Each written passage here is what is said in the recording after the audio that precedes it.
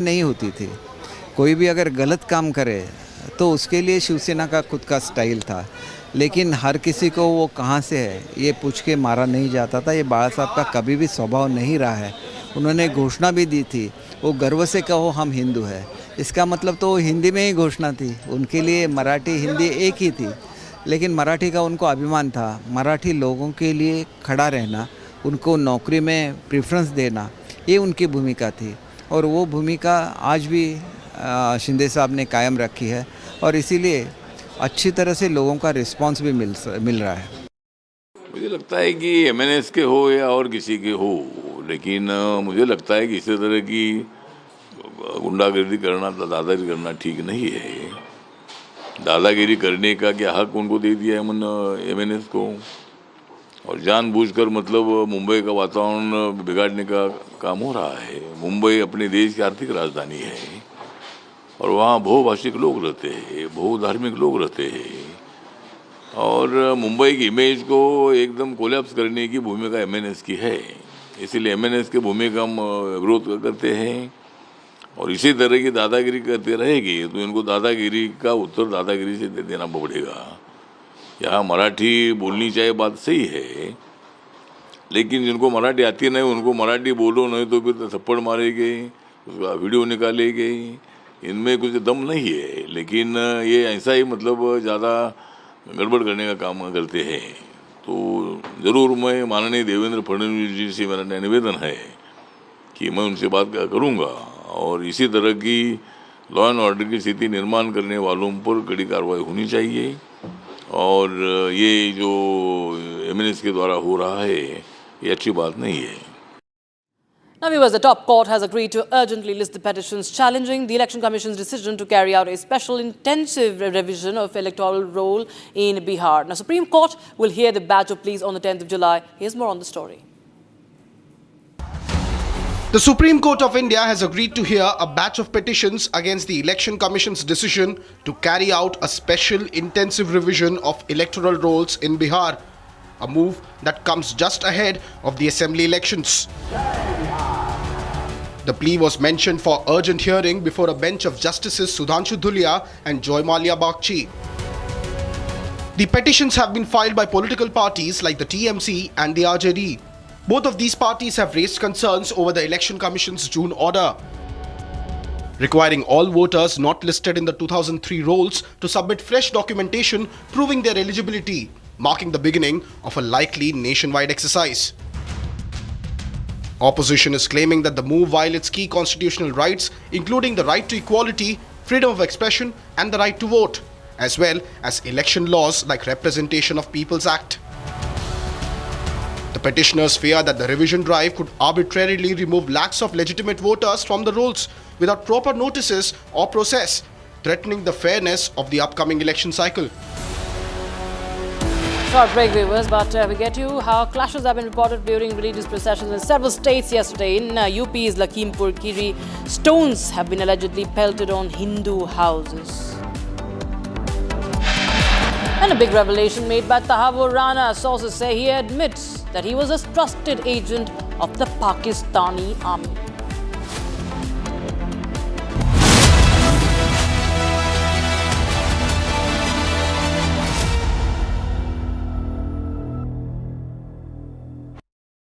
आधे बाउल दही में 4 चम्मच MDH चटनी पुदीना मसाला डाला, स्टर करो, पुदीना चटनी तैयार। MDH चटनी पुदीना मसाला। MDH।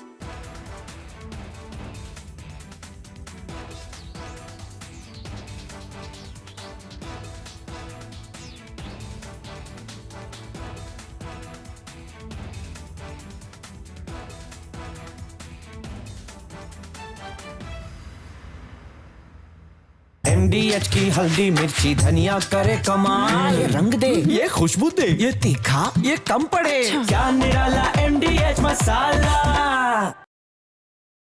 To Donald Trump in first attempt, when the first part of his presidency in 2017, he has come out with the tax breaks, and he has announced that he wants to boost the American economy, and he has given tax break which were going to expire in 2025. So there was an obligation when the second term that he will extend the tax break, which he has promised in 2017, to continue permanently. And that's the big, beautiful bill is a drastic reduction in the tax liability of the US taxpayers. So that's why it's a big bill, a big, beautiful bill. And at the same time, it marks a lot of expenditure for defense, etc. So that's why Mr. Donald Trump is saying it's a big, it's a beautiful, and it's a bill so that all America will become great again.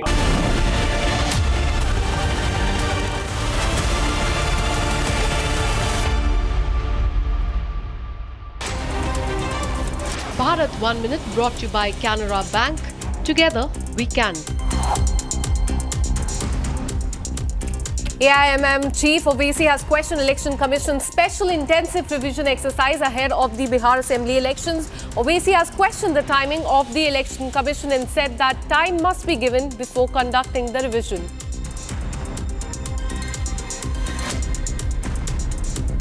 आप इतने कम time में exercise कैसे कर पाएंगे? बहुत time कम है। SIR में भाई जो लोग अच्छा जो अपना एड्रेस चेंज कर लिए उनको क्यों आप पूछ रहे हैं बर्थ सर्टिफिकेट? बीजेपी RSS बार बार ये भरम ये झूठ फैलाती है कि यहाँ पर बांग्लादेश के लोग आ गए हैं। कहाँ है बताओ हमको। In Punjab, 3 miscreants riding a bike threw petrol bomb at a house in Adampur town of Jalandhar and tried to damage the house as well. Footage has now come to the fore that shows how 3 unknown youth came on a motorcycle and fled after throwing bottles filled with petrol. Police has now launched an investigation in this matter, getting in a reaction from the Bharatiya Janata Party too. Situation remains tense in Bihar's Katihar district. Miscreants involved in Muharram Tazia procession pelted stones on the local people and also a temple in that locality. The district administration has ordered action against the miscreants who created ruckus in a Nagar Thana area. Former Deputy Chief Minister and MLA has appealed to the people to maintain peace and order. And with this, we're taking a very short break. Coming up on the other side, China has issued a message for India saying that reincarnation of Dalai Lama inherently an internal affair. Youth brutally assaulted in Karnataka over relationship dispute, actor Darshan case reference. This and much more on the other side. Stay with us.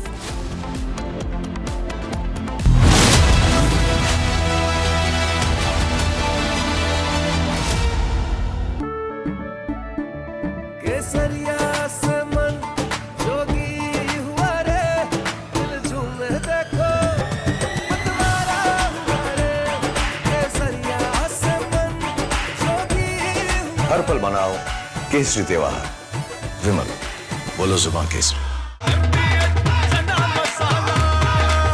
अब छोलिया हो या लोबिया, सफेद चने या काले चने, सब कुछ मजेदार बने।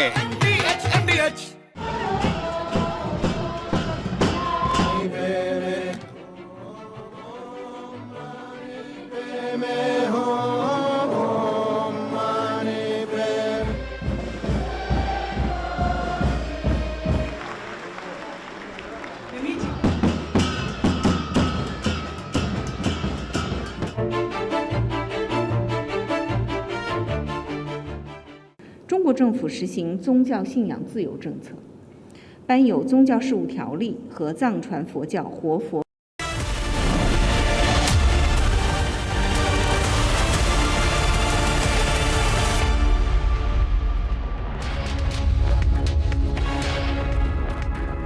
A very good evening, hello and welcome. You're watching Republic TV with me, Akanksha Khajuria. During the next half an hour, we'll get you details about what Thakur Rana, the mastermind of 2611, in fact said. It's a big admission and you should hear that.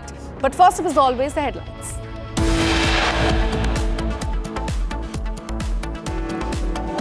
Big revelation by Thakur Rana. Sources say that he has admitted that he was a trusted agent of the Pakistani army. Delhi High Court has dismissed the petition filed by Turkish firm ground handling company Celebi Aviation challenging the revocation of its security clearance.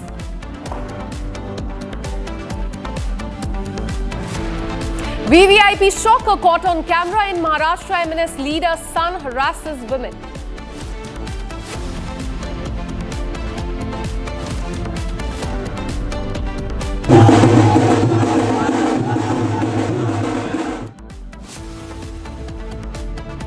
Clashes erupted during religious procession in several states across the country yesterday in Lakhimpur and Bihar, UP, MP and Jharkhand.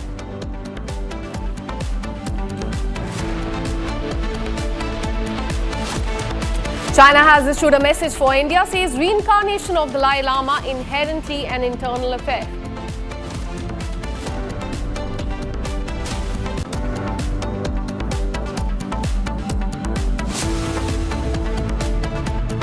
Youth brutally assaulted in Karnataka and Bangalore over relationship dispute. Actor Darshan case referenced.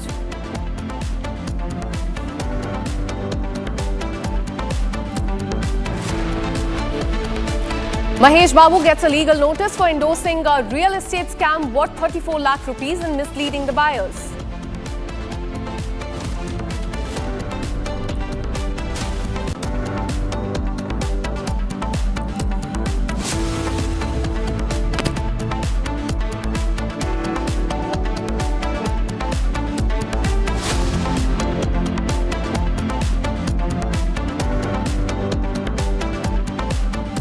What tensions grip the Naya Taula Mahavir Mandir Chowk area under the Nagar Thana of Katihar in Bihar after miscreants involved in the Muharram Tazia procession pelted stones at the local residents and the temple as when triggering unrest in that area. Now, in a response, District Officer Manish Kumar Meena has ordered strict action against those responsible and assured that no one guilty will be spared. Former Deputy Chief Minister and Shahnagar MLA has also appealed to people to maintain peace and order in that area, promising firm action against the miscreants to restore the normalcy in that area. There on the screen, you can see visuals coming in from Bihar and also Ujjain, because as far as the Muharram procession is concerned, there have been chaos and ruckus not just in one state but in UP, MP, Bihar, Jharkhand. There have been, in fact, incidents of stone pelting at the houses and at the temples as well. Let me go across to my colleague Prakash, who joins us live on the broadcast with more details. Tell us more about what happened in Katihar, because what we're learning is that stones were pelted there. Give us the ground situation as of now and the action that the police has taken.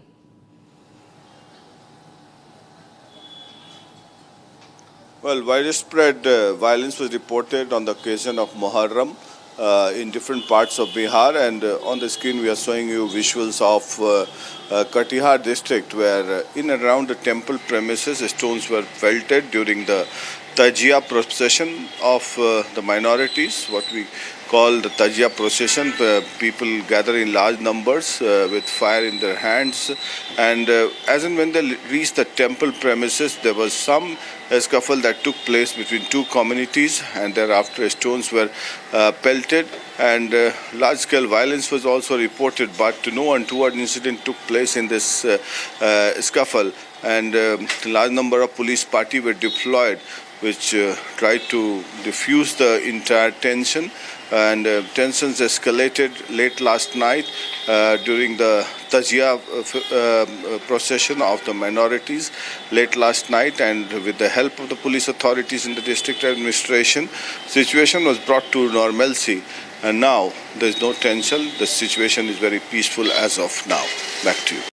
Absolutely. In Bihar, in fact, clashes were witnessed there. Keep tracking those details. We'll keep coming back to you for more on this. Now, from Bihar, let's shift our focus to Madhya Pradesh. As we told you, violent clashes were reported during Muharram in Shahjahanpur in Madhya Pradesh, and the incident happened when the procession reached Azad Chowk in that area. There was a dispute that took place between people of the same community, which eventually turned into a full-blown fight. The police that was thankfully deployed in that spot took immediate action and brought the situation under control. In fact, those are the visuals on your screen that you can see from Madhya Pradesh, Shahjahanpur, where this incident took place between people from the same community. The police there had to intervene and control the situation.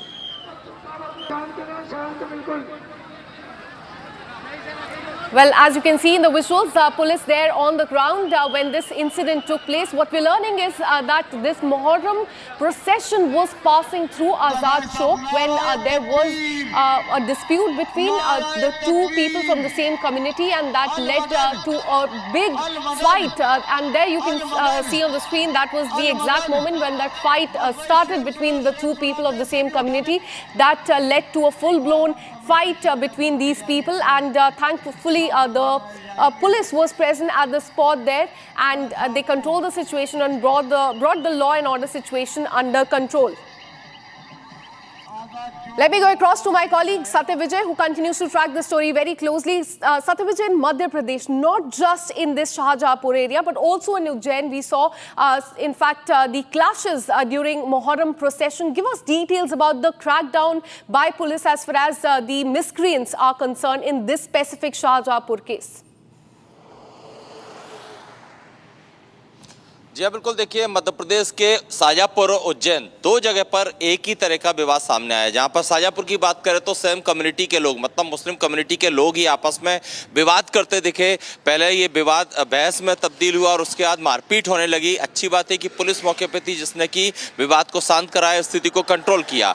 ये जो विवाद हुआ शाहजहाँपुर का, इसमें एक ही community के लोग, मतलब कि मुस्लिम समुदाय के जो दो ग्रुप थे, वो आपस में भिड़े और इनमें ये जो विवाद हुआ वो कहीं ना कहीं ये जो इनके अखाड़े होते हैं, अखाड़े के मूवमेंट को लेकर हुआ। एक गुट चाहता था कि एक दिशा में अखाड़ा जाए, दूसरा गुट चाहता था दूसरी दिशा में जाए। इसी बात को लेकर विवाद हुआ, बहस हुई और फिर मारपीट हो गई। पुलिस ने वहां पर अच्छी सतर्कता दिखाते हुए आरोपियों जो लोग विवाद कर रहे थे उनको रोका, वहां से खदेड़ा, बल प्रयोग किया, जिसकी वजह से वहां पर स्थिति सामान्य हो पाई। वही उज्जैन की बात करें तो उज्जैन में एक निर्धारित रूट तय किया था कि जुलूस कहाँ से निकलेगा, दूसरे रूट को डाइवर्ट किया था, वहां पर बैरिकेडिंग की थी। ये साफ निर्देश दिए गए थे कि उस रूट पर नहीं जाना है जिसके पीछे आगे बैरिकेडिंग है।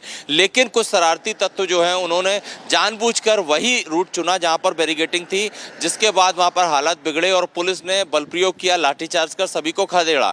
ये भी कहना है एसपी उज्जैन का कि जो लोग प्रतिबंधित क्षेत्र में जाना चाहते थे वो इससे पहले भी इस तरह की हरकतें कर चुके हैं, और जब बाकी जो ताजिए जा रहे हैं उनको दिक्कत नहीं, तो कुछ चुनिंदा लोगों को ही, जिनके खिलाफ प्रकरण दर्ज किया, 16 ऐसे लोग हैं जिनके खिलाफ एफआईआर दर्ज की है, उनको क्या दिक्कत थी, वो क्यों बैरिकेडिंग तोड़ के आगे बढ़े। इसी के चलते पुलिस को बल प्रयोग वहां पर करना पड़ा। Absolutely, and not just in Shahjahanpur, but in fact the violent clashes erupted in Ujjain in Madhya Pradesh. What we're learning is that the police has said that the people in that procession, they took the unprescribed route is what we're learning. Look at what the police has said. ये जो मुहर्रम का जुलूस होता है पूरा शांतिपूर्वक तरीके से निकला और इसको लेकर समय समय पर 3 बार बैठक ली गई थी, जिला स्तर पे कंट्रोल रूम में, थाना स्तर पे, मोहल्ला स्तर पे, और सभी आयोजकों को बताया गया था कि निर्धारित रूट से ही जुलूस को निकाला जाए।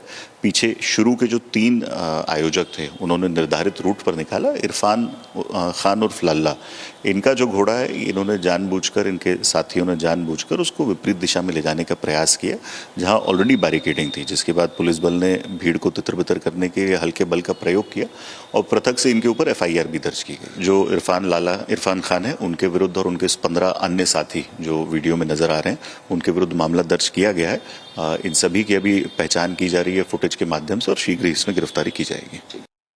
And from UP, in fact, Madhya Pradesh, Bihar, let's now take you to UP, where stone pelting was reported during Muharram in Uttar Pradesh, Lakhimpur. That is already a very sensitive area. Now, locals are saying that a group specifically targeted some houses and started hurling stones at them. Have a look at what they said.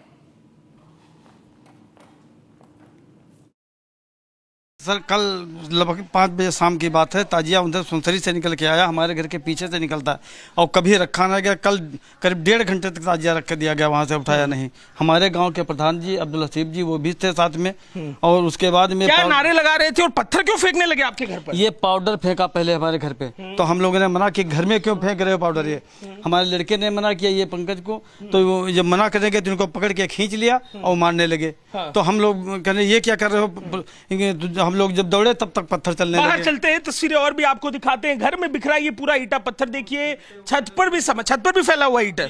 आइए छत पर चलते हैं, आपको हम तस्वीरें दिखाते हैं किस तरीके से छत पर सारा सामान बिखराया गया है। छत के ऊपर चल के देखने को हमें जो घर के मालिक है वो कह रहे हैं, और देखिए यहाँ पर कितने ईंटे पत्थर पड़े हैं, गुम्बे पड़े हैं, और ये बता रहे हैं, कहानी की बानगी बता रहे हैं कि किस अंदाज में डराने के लिए, धमकाने के लिए ये सब कुछ किया गया। यहाँ पर जो घर का सामान है वो भी टूटा हुआ दिखाई दे रहा है, घर के सामान को भी देखिए तोड़ दिया गया है। आप यहाँ पर आप बताएं अंकल, क्या किस तरफ से जा रहे थे? ये इधर इससे जा रहे थे, पीछे से इधर से और ये इधर से पत्थर यहीं से फेंके गए, इधर से वहाँ से। ये सारा पाउडर भी आपके घर के ऊपर बिखरा हुआ? ये सर वहाँ तक सब पाउडर फेंका, वो वहाँ से सब पड़ा है सब। और ये पैनल टूट गया, देखो इस पे ईंटा लगा। क्या नारेबाजी क्या कर रहे थे और उनकी मंशा क्या थी? ये पत्थरबाजी कर क्यों रहे थे? ये केवल हिंदू मुस्लिम भड़काना चाहते थे। आप लोग को डराने की कोशिश थी? ये यहाँ हमारे घर से, ये हिंदुओं का घर केवट का, इनके घर पे पत्थरबाजी, इनकी टीन टूट गई है। और वो वहाँ एक हिंदू का घर, वहाँ भी पत्थरबाजी, वहाँ भी उनके। हम आपको जरा तस्वीरें एक बार फिर से दिखाते हैं और अंदाजा लगाइए कि किस तरीके से डराने की कोशिश की गई। कल के दिन इस गांव के हिस्से में ईंटे पत्थर छत पर भी बिखरे हुए हैं, और जरा ऊपर से ही नीचे आपको तस्वीर दिखाते हैं, एक फ्रेम। जो स्थानीय लोग हैं दरवाजे पर इकट्ठा हैं, डरे सहमे ये लोग हैं अपनी सुरक्षा को लेकर। और इन ईंटे पत्थरों को देखिए, ये ईंटे पत्थर घर पर जब फेंके गए, इस मंशा से फेंके गए कि लोगों को डराया जाए। ये बताइए, सुरक्षा को लेकर डर लग रहा है आप लोग को? बिल्कुल सर, डर तो लगी रहा है। जब इस पुलिस की मौजूदगी में ये हुआ है सर, तो डर तो लगी रहा। वो देखो वहाँ दीवार की वो ऊपर देखिए, टीन घर के सामने की दिखा रहे हैं, बाहर की तरफ अंदर की टीनें टूट चुकी हैं। जो पाउडर फेंका गया था, ये पाउडर क्या था और किस मंशा से? पता नहीं सर क्या था ये पाउडर में, इसमें वहाँ से फेंक रहे। तो हम लोगों ने मना कि घर में हमारे मत फेंको, अपने उसमें फेंको। नीचे उतरते हैं, जरा वहां भी चलकर देखते हैं, समझते हैं कि क्या मंशा थी। ये हिंदू आबादी जिस तरफ गांव की रहती है, बेहद डरी हुई ये आबादी है। सीढ़ियों पर भी आप देखेंगे गुम्मे के टुकड़े फैले हुए हैं, और जिस अंदाज में फेंके गए, लड़कों ने खुद अपने वीडियो बनाए, इंस्टाग्राम पे डाला है, अपना जो हलक दिखाने की कोशिश है, डराने की कोशिश है। घर के बाहर चलते हैं, आप बताइए, घर में मौजूद थी आप जब हमला हुआ? जी, यहाँ पे थे, बच्चों को लेके। ये बहू ने यहाँ पे खेल रहे थे, जब पत्थर आने लगे तो बहू इधर लेके कमरे में बच्चों को बंद कर दिया। डर पूरा परिवार डर गया होगा? डर के लिए, और सब सारे लोग बाहर थे, ये हम दोनों लोग। क्या नारेबाजी कर रहे थे ये लोग? वो सब वही खेल रहे थे, पाउडर खेल रहे थे, और उधर से पटाखे दगाने वाली बात आई। आपने कहा कि पटाखे दगा रहे थे, ये तो देखने को मिलता नहीं है। हाँ, पटाखे कभी नहीं दिखते हैं, ना ही यहाँ पे रुकते हैं। यहाँ पे आते थे और चले जाते थे, लेकिन 1 घंटे तक रखे रहे। और हम 1-1.5 घंटा हो गया, हमने देखा कि इतनी देर तो कभी नहीं रुकते थे। उसके बाद इन्होंने यहाँ से वो यही पाउडर फेंकना शुरू किया। यहाँ पे हम लोग अपने घर के पास बैठे थे, लगभग वहाँ से 30 मीटर की दूरी पे। ये लोग झिल्लियों में उड़ा के हम लोगों घर पे फेंक रहे थे। जब हमने मना किया, नहीं सुना किसी ने, हम वहाँ पे जाके मना करने लगे तो 4-5 लोगों ने पीछे से आके हमको पकड़ लिया, पीट दिया आपको? हाँ। अच्छा। जब हमने मना किया, फिर भी वहाँ पे कोई प्रशासन नहीं बोला कुछ भी। बाद में बीच बराव कराए, और फिर वो लोग क्या किए, जैसे वहाँ ये हुआ लफड़ा तो वो लेके बढ़ाए ताजिया, और फिर उसके बाद उधर से पत्थर फेंकने लगे। घर में बच्चे भी थे आपके। मुख्यमंत्री से सुरक्षा के लिए मांग क्या की जगह? योगी जी से कहिएगा। हम तो चाहते हैं सभी लोगों की गिरफ्तारी हो, जितने लोग हैं जो दोषी हैं। अभी किसी की गिरफ्तारी नहीं हुई। FIR कराई है? FIR आपने कराई है? जी, आपके नाम आपने FIR कराई है? क्या FIR में मांग? FIR में हमने कहा जितने दोषी हैं सभी लोगों को सजा होनी चाहिए, हमें कड़ी से कड़ी सजा, हमें न्याय मिलना चाहिए। In fact, we have breaking news coming in as far as the Muharram processions are concerned, and this is one coming in from the state of Madhya Pradesh. What we are learning is that during a Muharram procession in Ratlam, youth used petrol to set afire a saffron banner with words Hindu Rashtra written on it. And as you can see in the video, the situation is tense there on the ground in Ratlam in Madhya Pradesh. A video of the incident has gone viral on social media, sparking immediate tensions in that area. The Hindu organizations have taken to the street. They have in fact demanded from the police action under National Security Act, shutting down of the markets, and authorities have also deployed heavy security there on the ground and has started investigation in that case.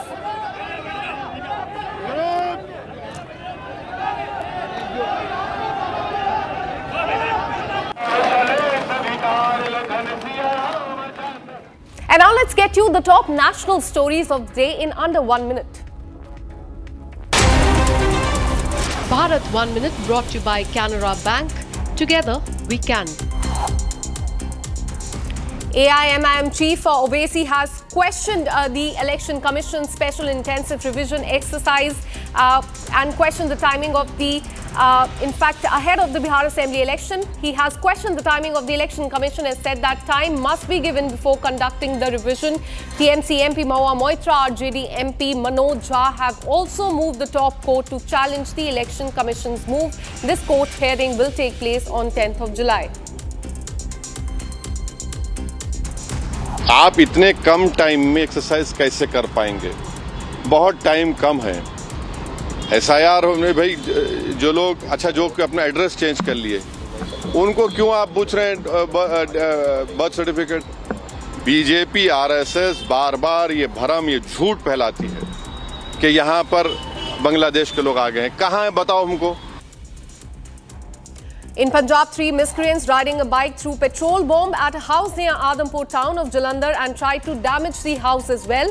Footage that you can see on the screen shows how 3 unknown youth came on a motorcycle and fled after throwing bottles filled with petrol. Police has now launched an investigation in this matter, and in fact, BJP has also reacted very sharply to this incident.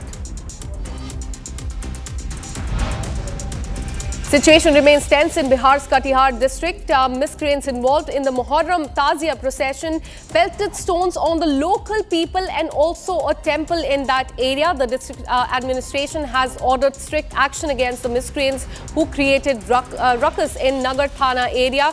Former Deputy Chief Minister has appealed to people to maintain law and order and peace in that area, assuring that strict action will be taken against the miscreants of this incident.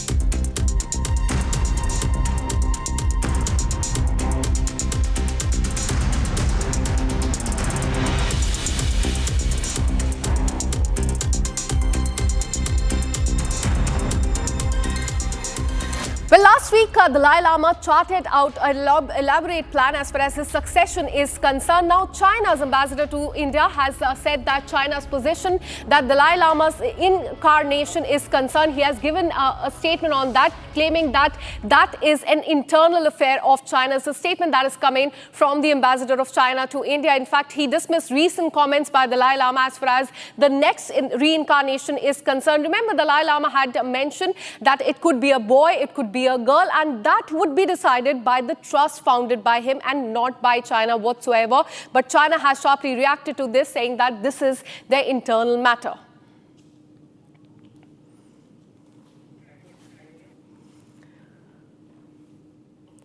In fact, that is a statement that has come in from China, that this remains their internal matter, and there should be no interference as far as selecting the next Dalai Lama is concerned.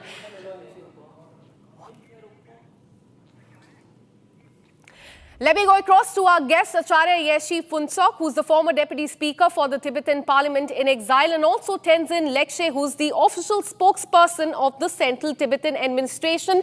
Thank you so much, gentlemen, for speaking to Republic TV. I want to come across to, in fact, Mr. Acharya, first to you. How do you look at the statement that is coming from China, that this is their internal matter and the next incarnation will be decided by China? Your first reaction to that?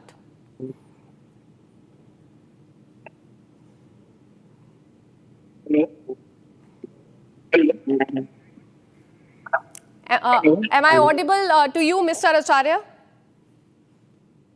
I'm hearing from your voice, but China is showing some other things.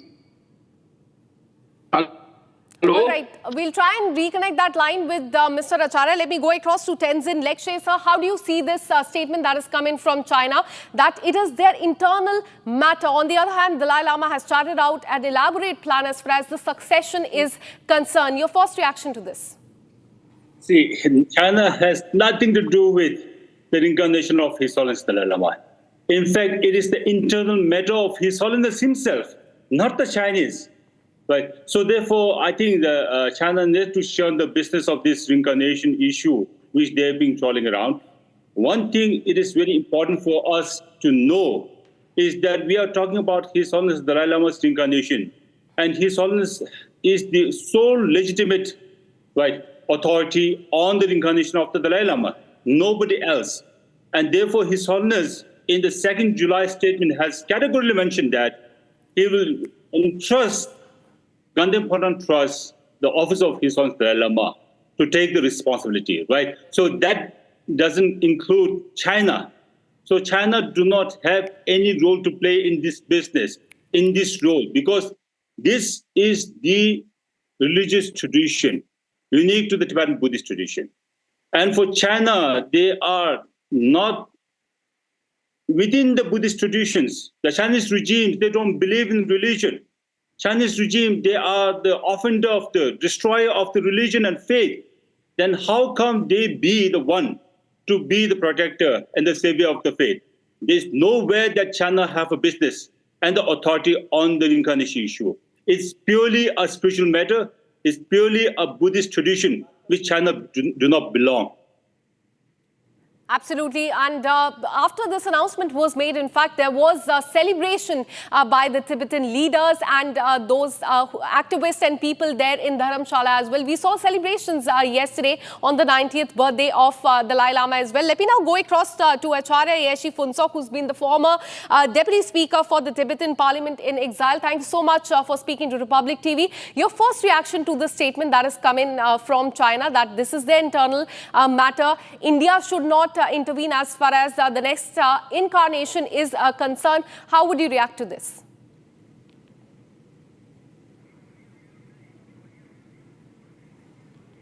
All right, we'll reconnect that line with, in fact, Mr. Acharya. Let me go back to Tenzin Lekshe, sir. As far as India's intervention is also concerned, because this is also an attack on India as well, that India should also have no say, and it's Chinese internal matters what they have claimed. How do you see India's assistance when it comes to this entire matter as far as the incarnation is concerned? See, India has made a very clear position by saying that this is the religious tradition, right, as per the religious tradition, because it is the matter of His Holiness. So I think India has made the right decision by saying that it is up to His Holiness that His Holiness can decide upon where he should be, right? So therefore, I think China over the last so many years, they've been saying that this Buddhist tradition is the Chinese characteristics. They said that this Buddhist tradition of this reincarnation should be from their side, should be controlled by them. It is nowhere in the history that China has a control. China has an authority on the reincarnation. But so therefore, let me reiterate again, China has no business and no authority on the reincarnation of His Holiness Dalai Lama. But they can bark all the time, but this is not the thing that China should interfere. It's not right traditionally. Historically, also, they don't have any record where they can say that they have the legitimate authority on the reincarnation of His Holiness the Dalai Lama. Nowhere they don't have the authority, right? So therefore, I think it is important for China to rethink and change their position by saying that the aspirations of Tibetan people should be deserved, should be fulfilled. That's what I think His Holiness has said many times.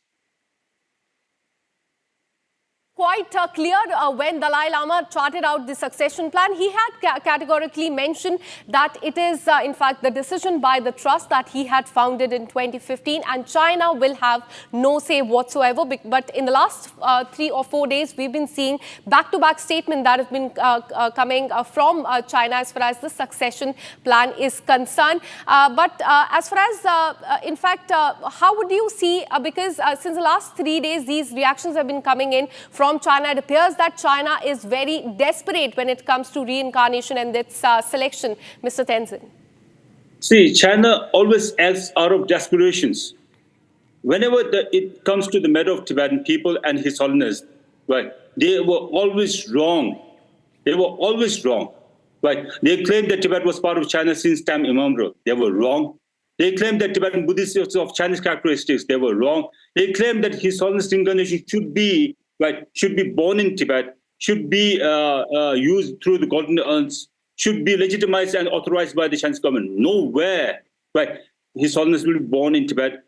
As His Holiness said many times, that if the Tibetan situation remains unchanged, he'll be born in a free world. Many times. then right now at this present juncture, Tibet is more than ever critical. So how can His Holiness be born in Tibet? But second thing, absolutely. Was This is what in fact Dalai Lama had also stated. So stay on with us. In fact, we are joined by Acharya Yeshi Phuntsok, who's been the former Deputy Speaker for the Tibetan Parliament in exile. So thank you so much for speaking to Republic TV. I wanted to ask you your first reaction to the statements, back-to-back statements that are coming in from China as far as the reincarnation is concerned. They're saying it's their internal matter. China have no any powers and rights regarding the Tibetan Buddhist, the traditional, and particularly the reincarnation of the His Holiness Dalai Lama, and then the other or various lamas and Chulkus. That is only the authorities and powers of the Tibetan Buddhist. It's the own tradition and authorities without any interference. China has no right, no power. So therefore, they always comes their reaction, but we never met any importance of the Chinese government. Authoritarians, the unknown about any Buddhist single word about the Buddhism, what they can to do something about the reincarnations of the His Holiness Dalai Lama and the other Tibetan traditions and culture. That is the I have mentioned several times in this various platforms. Absolutely. China can say all it wants that it's their internal matter, but the fact remains that it will be chosen by the trust that has been founded by the Dalai Lama. Thank you so much, gentlemen, for speaking to Republic TV. And with this, we're taking a very short break. Coming up on the other side, China has issued a message to India, as we told you, saying that reincarnation of the Dalai Lama is inherently their internal matter. And concerning news coming in from Karnataka, a youth brutally assaulted in Bangalore over relationship dispute. Actor Darshan case reference in this case as well. This and much more on the other side. Stay with us.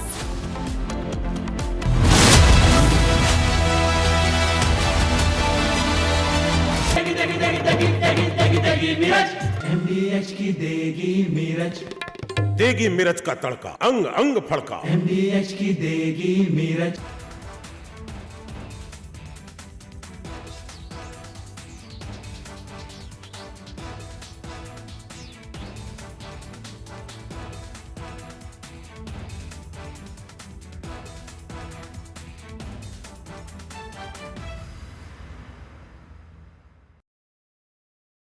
Donald Trump in first attempt, when the first part of his presidency in 2017, he has come out with the tax breaks. And he has announced that he wants to boost the American economy. And he has given tax break, which were going to expire in 2025. So there was an obligation when the second term that he will extend the tax break, which he has promised in 2017, to continue permanently. And that's the big, beautiful bill is that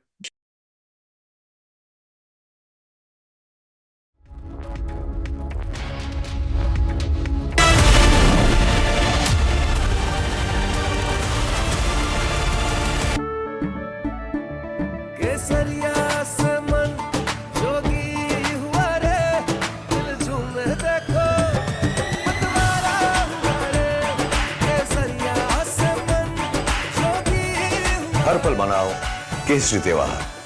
विमल, बोलो जुबान केसरी। ये है secret recipe MDH का जीरा sip jaljeera masala. Sip sip जीरा sip MDH का jaljeera sip MDH का jaljeera SIP.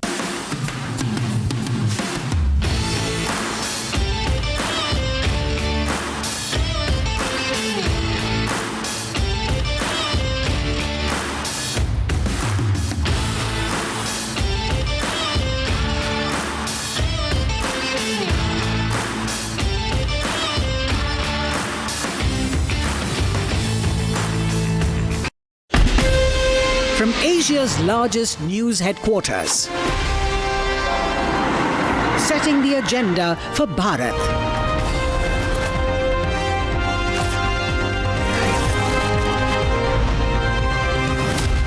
You're watching Republic.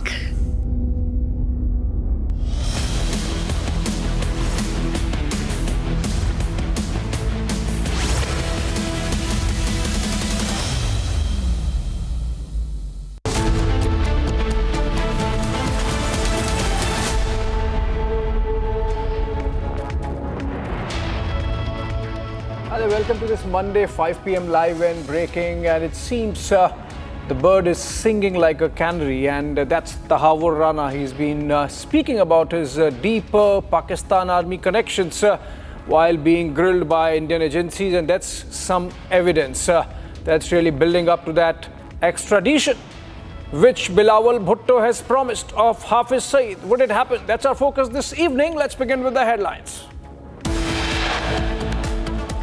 VVIP shocker caught on camera. MNS leader's son harasses woman.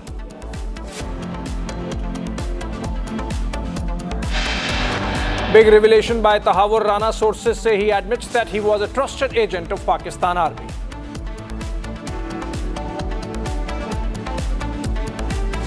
Clashes reported during religious procession in several states yesterday. In Lakhimpur, stones allegedly pelted on Hindu houses. Delhi High Court dismisses the petition filed by Turkey-based ground handling company Celebi Aviation challenging the revocation of its security clearance.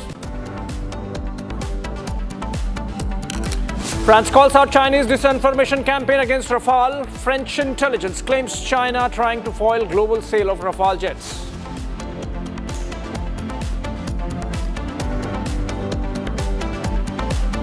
China clearly upping the ante on Tibetan Buddhists worldwide, says reincarnation of Dalai Lama inherently an internal affair.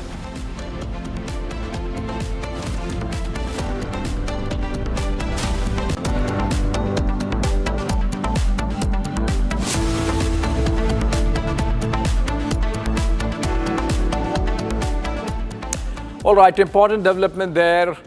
Former Foreign Minister of Pakistan, Bilawal Bhutto Zardari, has stunned his own country and perhaps even more Lashkar-e-Taiba by openly saying that Pakistan has no objection to extraditing global terrorists like Hafiz Saeed and Masood Azhar to India. This isn't just a political statement, it's a direct hit at Pakistan's terror factories. And what follows? He was speaking to Al Jazeera, where he has made this statement. There is already a meltdown from Hafiz Saeed's camp. His son Tala Saeed, for example, has now publicly accused Bilawal of disgracing Pakistan on the world stage. Pakistan's terror sympathizers are rattled. Their safe havens are being questioned. And it seems Bilawal is going to face some heat. Let's listen to what Tala Saeed has said in hitting back to Bilawal Bhutto Zardari, and then we come back. International news channel को interview देते हुए बिलावल ने जो बातें की, भारतीय सहाफ़ी के सवालात के जो जवाबात दिए, हकीकत में वो जवाब बनते नहीं थे, जिससे हम सब की पूरी पाकिस्तानी कौम की दिल आज़ारी हुई है। इस पर हम उसके इस बयानात की भरपूर मदम्मत करते हैं। मेरे वालिद मोहतरम हाफिज़ मोहम्मद सईद हफ़िज़हुल्लाह का किरदार पाकिस्तान की खिदमत, हिफाजत और दिफा के हवाले से हमेशा रहा है। इंटरनेशनल न्यूज़ चैनल को इंटरव्यू देते हुए बिलावल ने जो बातें की, भारतीय सहाफ़ी के सवालात के जो जवाबात दिए, हकीकत में वो जवाब बनते नहीं थे, जिससे हम सब की पूरी पाकिस्तानी कौम की दिल आज़ारी हुई है। इस पर हम उसके इस बयानात की भरपूर मदम्मत करते हैं। मेरे वालिद मोहतरम हाफिज़ मोहम्मद सईद हफ़िज़हुल्लाह का किरदार पाकिस्तान की खिदमत, हिफाजत और दिफा के हवाले से हमेशा रहा है। All right, that was Tala Saeed, the son of Hafiz Muhammad Saeed, saying that his father is actually a defender of the faith and the defender of Pakistan. and that this kind of comment coming in from Bilawal Bhutto Zardari in his interview to a foreign media platform is uncalled for and it's condemned. We don't know as yet whether Lashkar-e-Taiba is going to escalate, because remember, they are a militant terrorist organization, proscribed terrorist organization, and the fact that along with Masood Azhar, both Hafiz Saeed and him happen to be proscribed UN designated terrorists, and despite that, Bilawal Bhutto Zardari, if you read between the lines, is actually admitting that maybe they are involved in something. If you give evidence, maybe we can extradite them. And that's an important development, because we are also seeing parallelly interrogation of Tahawur Hussain Rana going on by Indian agencies, and first by the NIA and then by the Mumbai Crime Branch, and all the information that he's been sharing with these agencies during his interrogation. The umbilical link of the 26/11 terror attack in Mumbai in 2008 and the likes of Hafiz Saeed is becoming even more clear. And so if Bilawal Bhutto Zardari says that based on evidence the likes of Hafiz and Masood Azhar can be extradited, then obviously the evidence is there. Not that this is for the first time, but if more was needed, it's coming in literally live as we speak, the interrogation. Okay, we have in fact a guest to better help us better understand what this means. Colonel R.S.N. Singh, someone who has been associated with our intelligence agencies earlier. Very good afternoon to you, Mr. Singh. You heard what Tala Rashid said in response to what Bilawal Bhutto Zardari has mentioned. First, let's understand, is Bilawal Bhutto Zardari serious? What's happened? Why is he so easily agreeing to extradite the likes of Hafiz Saeed and Masood Azhar? Is it a signaling from Pakistani state, or is it just Bilawal Bhutto Zardari playing to the gallery? No. I think it has got to do with the internal political dynamics of Pakistan. This is after Trump made it known to the world that he controls the Pakistan military and nobody else in the world, not even the president or the prime minister. So, and he's the man who is doing all these dealings with regards to strategic and critical minerals, that are there in Pakistan, especially in the Balochistan province. And that is what he seems to have delivered during that lunch with Trump. And, they say that there are no free lunches in diplomacy. So he has promised those minerals, in return for that afternoon lunch in the White House. Now, what is also the grapevine, says there is rumors are thick that Asim Munir may be elevated to the level of president. He may be the next president. So that means that Zardari goes out. Yeah. So once, this is what Bilawal Bhutto is trying to preempt. Right. Because now with this remarks and comments, if the Pakistan persists in making him the president, then it will have international fallouts. All right. Thank you so much, Mr. R.S.N. Singh, for that perspective. It's clear that there are internal dynamics of Pakistani politics at play, and the PPP of Asif Ali Zardari perhaps having some role in this comment made by Asif Ali Zardari's son, Bilawal Bhutto Zardari, there himself, former foreign minister of Pakistan. Moving on for now, and on to some other foreign policy stories. France has accused China of running a covert disinformation campaign to sabotage the global sales of its Rafale fighter jets. French intelligence claims Chinese embassies around the world were involved in spreading false narratives, especially after the 2019 India-Pakistan aerial clash, to push countries like Indonesia away from buying the French jets, all in an effort to promote Beijing's own fighter aircraft. And post-Operation Sindoor, perhaps the operation was taken to the next level. But the French agencies, as of now, talking about 2019. Remember, roughly, that was also the time when there was a lot of political opposition in India and to the Rafale deal. Soumya joins us live from outside the French embassy in New Delhi. And Soumya, what are you hearing? Do the French really want to follow it up in any manner? I mean, these are intelligence agencies, doing their job. But are the French going to formally take it up with Beijing in any manner? Well, see, at the moment, sources within the embassies have confirmed certain facts with regards to how this disinformation campaign was picked up by Pakistan in coordination with China. So all of this started from the night of 7th May when Operation Sindoor had taken place, and this claim that was made by Pakistan that 3 Rafale jets were shot among the 5 they claim that Indian fighter jets were shot. So multiple coordinated efforts were made since that very day from the end of pro-China and pro-Pak media outlets.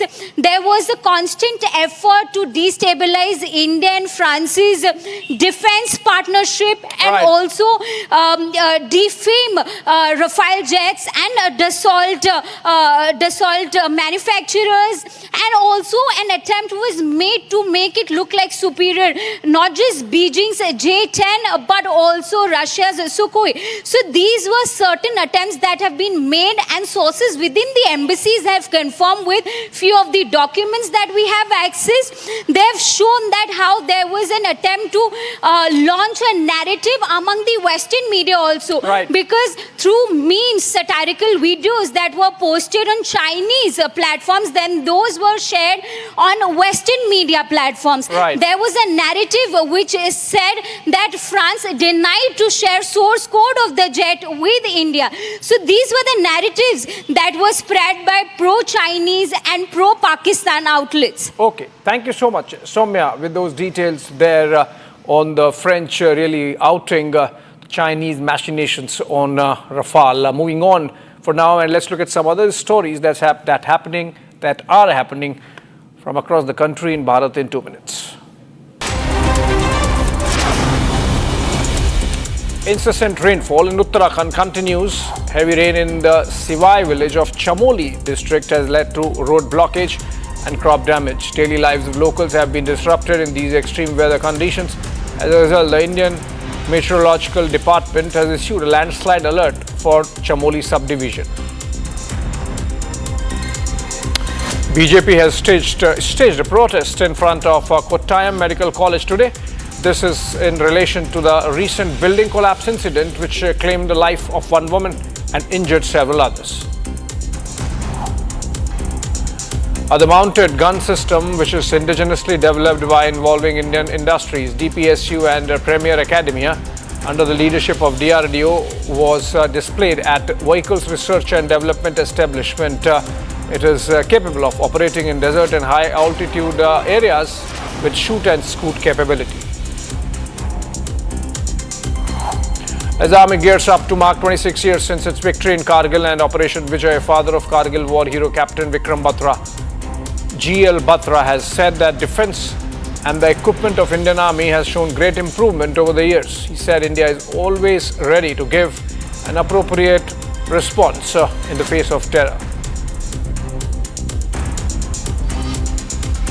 Delhi Public Works Department Minister Parvesh Sahib Singh Verma visited the construction site of Tunnel 5 ITPO today. This tunnel is set to connect the route from Bhairomagh to Sarai Kale Khan. He said that as soon as they get clearance from Ministry of Housing and Urban Affairs, this tunnel will be completed in the next 8 months.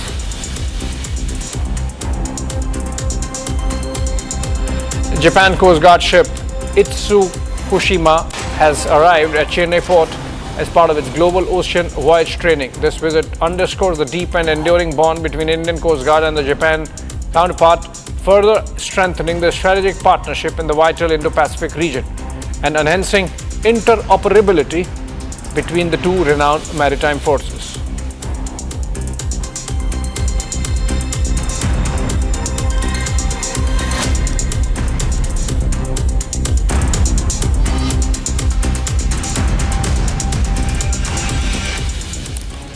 All right, not the first time, but Vice President Jagdeep Dhankar has once again focused his attention and made a comment on the Justice Verma cash scam, in which he has now said that the government seems to be handicapped because of the decade-old judicial order that prevented from registering any FIR without prior permission from the court, which means you need to have an approval from a higher court for registering an FIR against a judge of the High Court, in this case Justice Verma. Vice President Jagdeep Dhankar again raising the issue. He has been someone at it for a while now, third or fourth time that he is raising the issue of Justice Verma cash scam. These are pictures from earlier of when the burnt cash remains were found from his outhouse. Justice Verma since transferred, and inquiry report finding him culpable, but of course he has dissented. He has rejected those findings and calls them not following principles of natural justice. Okay, we have in fact the soundbite of Vice President. Let's listen to him. Incident took place, boys and girls, on night intervening 14th and 15th March. We did not come to know about it. It was only on 21st March this year, after about 7 days, we came to know about this ghastly crime. Now question arises, did anyone know about it earlier? Yes, it was a fire incident. The firefighting mechanism was there. Those involved with the system knew about it. Why it was not shared? I am a concerned man. Whether this is an incident in isolation or there are other similar incidents, that is something which we have to deal with. I therefore strongly feel, and I have said it on multiple occasions, proceeding with the constitutional mechanism of dealing with the judge in terms of constitutional provision is one way out. But that is not a solution, because we claim to be a democracy, which we are. The world looks at us as a mature democracy where there has to be rule of law, equality before law, which means every crime must be investigated. If the money is so huge in volume, we have to find out, is it tainted money? What is the source of this money? How was it stacked in the residence, official residence of a judge? It belonged to whom? Several penal provisions are violated in the process. I do hope an FIR will be registered. We must go to the root of the matter, because for the democracy it matters that our judiciary, in whom the faith is unshakable, its very foundations have been shaken. The citadel is tottering because of this incident. Some fundamental questions raised there by Vice President Jagdeep Dhankar. Hopefully the investigations would move in that direction. Moving on to another story for now.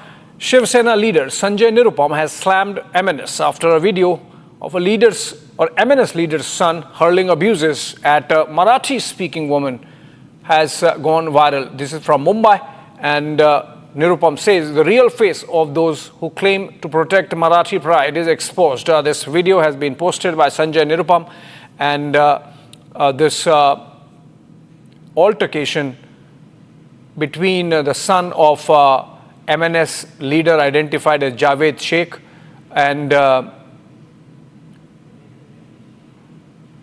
Raksha More, if I get the name correct, of this woman who's having an altercation, and this MNS leader's son misbehaving, and with a lot of indecency there, as can be seen in the pictures. We have Sanjay Nirupam comment on this. Let's listen to him. ये राहिल या साहिल नाम का जो लड़का है, ये नशे में धुत है। एक ऐसा मुसलमान है जो शराब पी के घूम रहा है। उसका शराब पी के उसने गाड़ी चलाई और जाकर गाड़ी ठोक दी, और जब इस महिला ने विरोध किया तो इस महिला को गाली दी, और उसके बाद बार बार अपने बाप के पोजीशन को फ्लॉन्ट कर रहा है। इससे दो बातें स्पष्ट होती हैं कि मनसे वाले मराठी भाषा के नाम पर जिस तरीके से उत्पात मचा रहे हैं, ये दरअसल गुंडागर्दी है। इनको न तो मराठी भाषा से कोई लेना देना, न मराठी समाज के मान सम्मान से लेना देता। अगर मराठी भाषकों के मान सम्मान से लेना देना होता तो राजश्री मोरे को कोई गाली नहीं देता, कोई मनसे वाला मनसे का कह करके उसको गाली नहीं देता। दूसरी बात, ये जो मनसे के उपाध्यक्ष जावेद शेख के बेटे कह रहे हैं, उनको देख करके हमें समझ में आ रहा है कि बार बार मनसे वाले हिंदुओं पर ही हमले करते हैं। और हमने बार बार सवाल उठाया कि अगर इतनी ताकत है, इतना गट्स है, इतना जोश है तुम में, इतना करेज है या साहस है, तो जरा भिंडी बाजार में जाके किसी मुसलमान को थप्पड़ मार के दिखाओ, उसको बोलो कि तुम उर्दू में बात मत करो, मराठी में बात करो।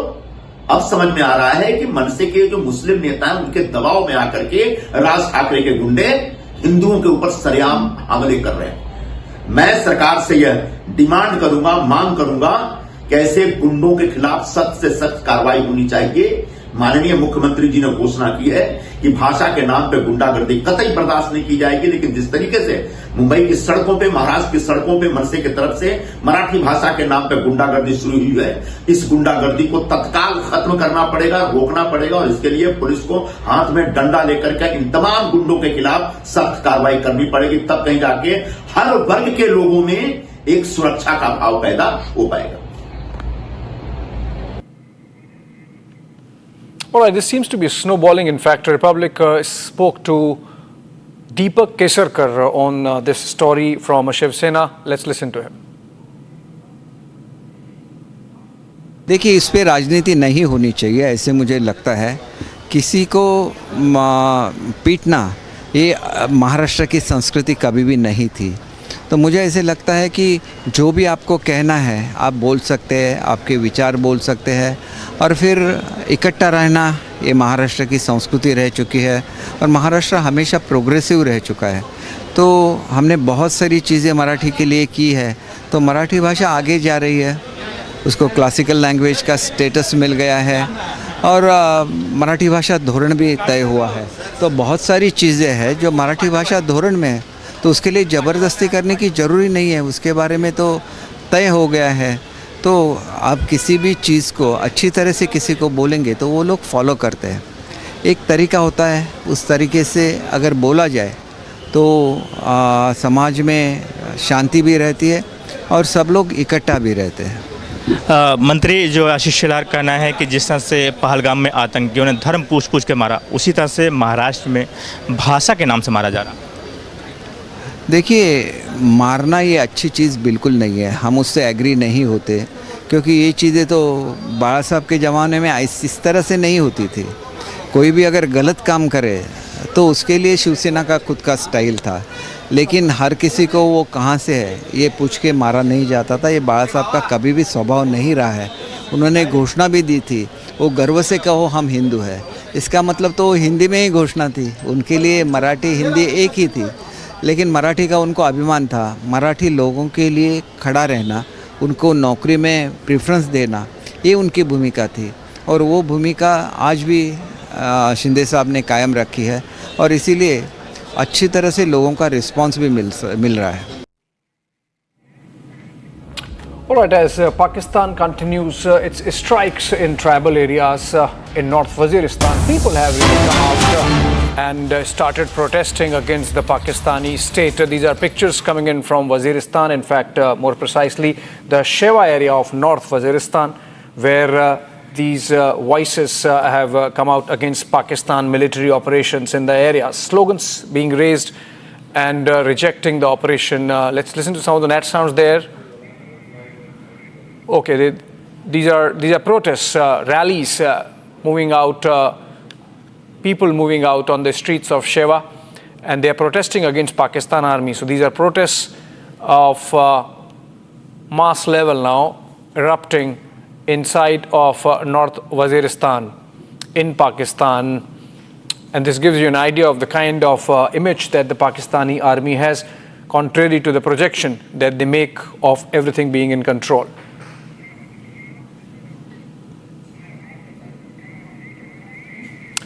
All right, moving on to some more international news. People in Nairobi take to the streets to protest against police brutality this time, as anger has reignited over the long-standing issue by the death of blogger Albert Ojwang in police custody that happened some time ago, and the close-range shooting by police of vendor Boniface Kariuki during protests for Ojwang mid-June. Human rights groups have long called for action over illegal arrests, detentions and torture of government critics in Kenya. So these are pictures from Nairobi in Kenya, and people again this time protesting against police brutality, and these protests have been going on at least in the month of June. And these are live visuals, in fact, coming in through APTN of the chaos, lawlessness, rioting, arson going on in the Nairobi town, the capital of Kenya. In fact, as protesters have hit the streets against police high-handedness, police brutality, in which one blogger and one bystander, one vendor, were killed.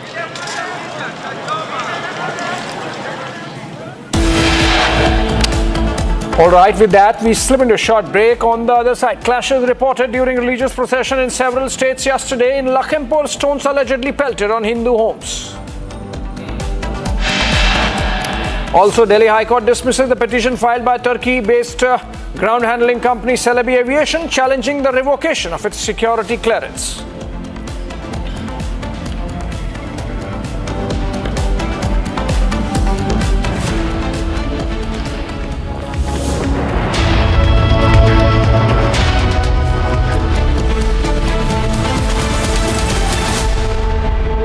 Hi, this is Chef Ranveer Brar. Guarantee you brilliance on behalf of IIHM. दादी के हाथों का जादू और खुशबू से महकता घर, माँ की मुस्कुराहट और खाने की सुगंध। MDH गरम मसाला, क्योंकि हर रिश्ता है स्वाद से जुड़ा।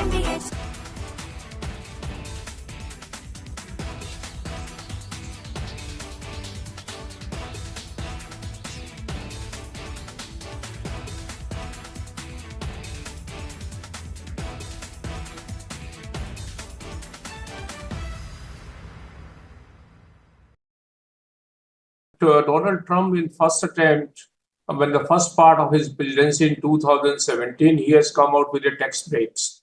And he has announced that he wants to boost the American economy. And he has given tax break, which were going to expire in 2025.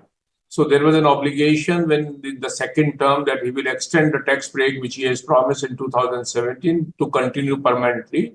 And that's the big, beautiful bill, is a drastic reduction in the tax liability of the US taxpayers. So that's why it's a big bill, a big, beautiful bill. And at the same time, it marks a lot of expenditure for defense, etc. So that's why Mr. Donald Trump is saying it's a big, it's a beautiful, and it's a bill so that all America will become great again. So that's the idea and that's the objective. So reduction in taxes is a welcome measure, which all, by and large, everyone taxpayer loves, and that's why people are.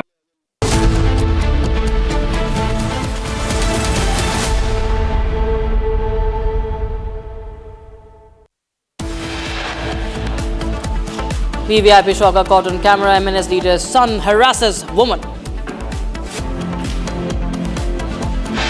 It's a big revelation by Tahawoor Rana. Sources say he admits that he was a trusted agent of the Pakistan army.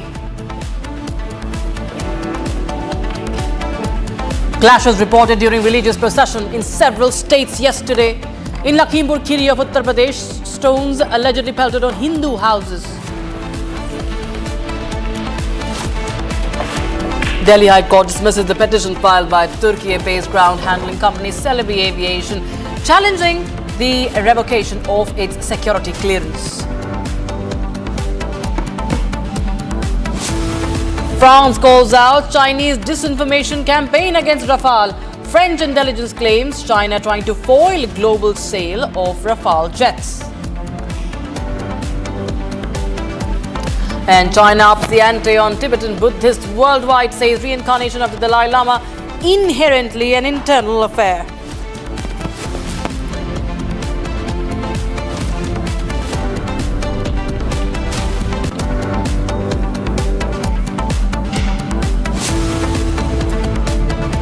Right, warm welcome viewers. You're watching live and breaking. I'm Dr. Tamisha with you. Start with the big development in the Pahalgam terror case. Now, in a significant development, a special NIA court has sent two Lashkar-e-Taiba associates, Parvez Ahmed and Bashir Ahmed, to 10-day NIA remand till the 16th of July. The duo is accused of providing logistical and local support to 3 Pakistani terrorists involved in the brutal 22nd of April attack, which claimed the lives of 26 innocent civilians. So, the Lashkar aides have been sent to custody. My colleague Gursimran Singh joins us for more. Gursimran, more details please on this important development in the investigation. See, Rakshita, the arrest that was made by the National Investigation Agency of Parvez Ahmed and Bashir Ahmed from Pahalgam, that was made on 22nd of June. Since then, we have seen that the NIA was pushing for their custody. First, it was 5 days, then it was a week-long custody, and now 10 days custody has been granted to the National Investigation Agency by the Special NIA Court in Jammu. The NIA has put before court that they have found some concrete evidences that will be helpful in days to come in the overall investigation of the case. The NIA has told court that these two accused have kept the terrorists, 3 Pakistani terrorists, which they have identified are from Lashkar-e-Taiba and Pakistani national. They have kept them at a Dhok, which is a temporary shelter very close to the place of incident in the Baisaran Ghati, Baisaran Valley, where this brutal terror attack took place, in which 25 non-locals who have come to Jammu and Kashmir to enjoy to make some memories, to enjoy their time, they were killed, and 1 local was killed by the Pakistani terrorist. They were well known to the entire conspiracy that was hatched by the Lashkar-e-Taiba, and that is what the NIA has told court, that now they have to be taken to the site of the incident for the scene recreation and also the multiple evidences that the NIA is looking for in this entire case, so as to look at what were the incidents that unfolded during this Baisaran Valley terror attack in Pahalgam on 22nd of April.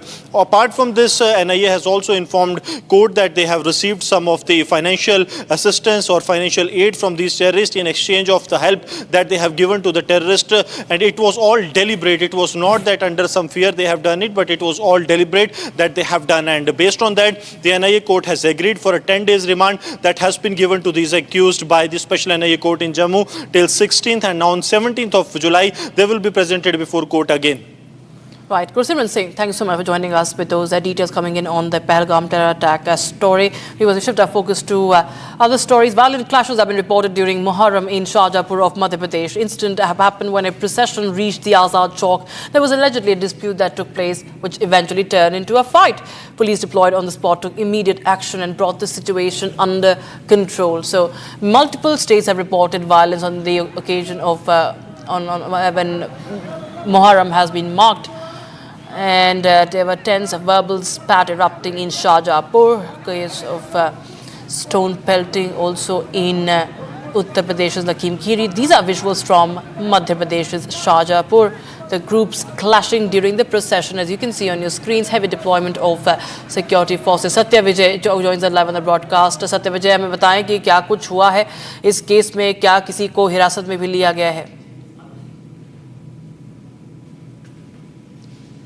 देखिए, शाहजहाँपुर में जो घटनाक्रम हुआ है वो मुहर्रम के जुलूस के दौरान हुआ है। सैम कम्युनिटी के जो लोग थे उन्होंने अखाड़े के मूवमेंट को लेकर विवाद हुआ। एक पक्ष चाहता था अखाड़ा एक दिशा में जाए, दूसरा पक्ष किसी और दिशा में चाहता था। इस बात को लेकर पहले गालियां दी गई एक दूसरे को, उसके बाद हाथापाई और मारपीट की नौबत आई। अच्छी बात यह कि वहाँ पर मौके पर पुलिस मौजूद थी और पुलिस ने सतर्कता दिखाते हुए तुरंत वहाँ पर बल प्रयोग किया, लाठीचार्ज किया, जिसके बाद हालात कंट्रोल में हो पाए। चूँकि ये विवाद सैम कम्युनिटी में था, मुहर्रम के दौरान जो लोग आपस में वहाँ पर जुलूस निकाल रहे थे एक ही कम्युनिटी के थे, इसीलिए दोनों पक्षों ने अभी तक जो हमारे पास इनपुट है उसके मुताबिक पुलिस में कंप्लेंट नहीं की थी, इसीलिए पुलिस ने प्रकरण दर्ज नहीं किया। लेकिन पुलिस ने ये कहा है कि चूँकि शांति भंग करने का मामला बन सकता है और अगर इस तरह की जो वीडियो फुटेज हैं उसके आधार पर आरोपियों को सर्च भी किया जा सकता है। लेकिन चूँकि कोई पक्ष थाने नहीं पहुँचा है इसलिए प्रकरण दर्ज नहीं किया है। लेकिन ये पहली घटना नहीं है। उज्जैन हो, रतलाम हो और शाहजहाँपुर हो, मध्य प्रदेश के 3 जिलों में एक साथ एक ही तरह की घटना हुई है। मुहर्रम के जुलूस के दौरान विवाद हुआ है और शाहजहाँपुर में तो एक ही कम्युनिटी के लोग आपस में लड़े हैं। जो लोग लड़े हैं वो आप उसी जुलूस में शामिल थे। बताया जा रहा है कि पहले मंच पर से गालियां दी गई उसके बाद दूसरा पक्ष भड़का और भड़कने के बाद इनमें मारपीट होने लगी। चूंकि 12 बजे से सुबह 5 बजे तक ये जुलूस निकलना था, इस दौरान वहाँ पर पुलिस की भारी तादाद थी, भारी संख्या में पुलिस वहाँ मौजूद थी। पुलिस ने स्थिति को सही समय पे भापा और वहाँ पर स्थिति को कंट्रोल में किया। थोड़ा बल प्रयोग पुलिस को करना पड़ा, लेकिन स्थिति वहाँ पर पूरी तरह से पुलिस ने सामान्य कर दी है। जी सत्यविजय, बहुत धन्यवाद हमारे साथ जुड़ने के लिए viewers. In fact, we also spoke exclusively to the SP of Ujjain, who detailed what exactly happened during the procession.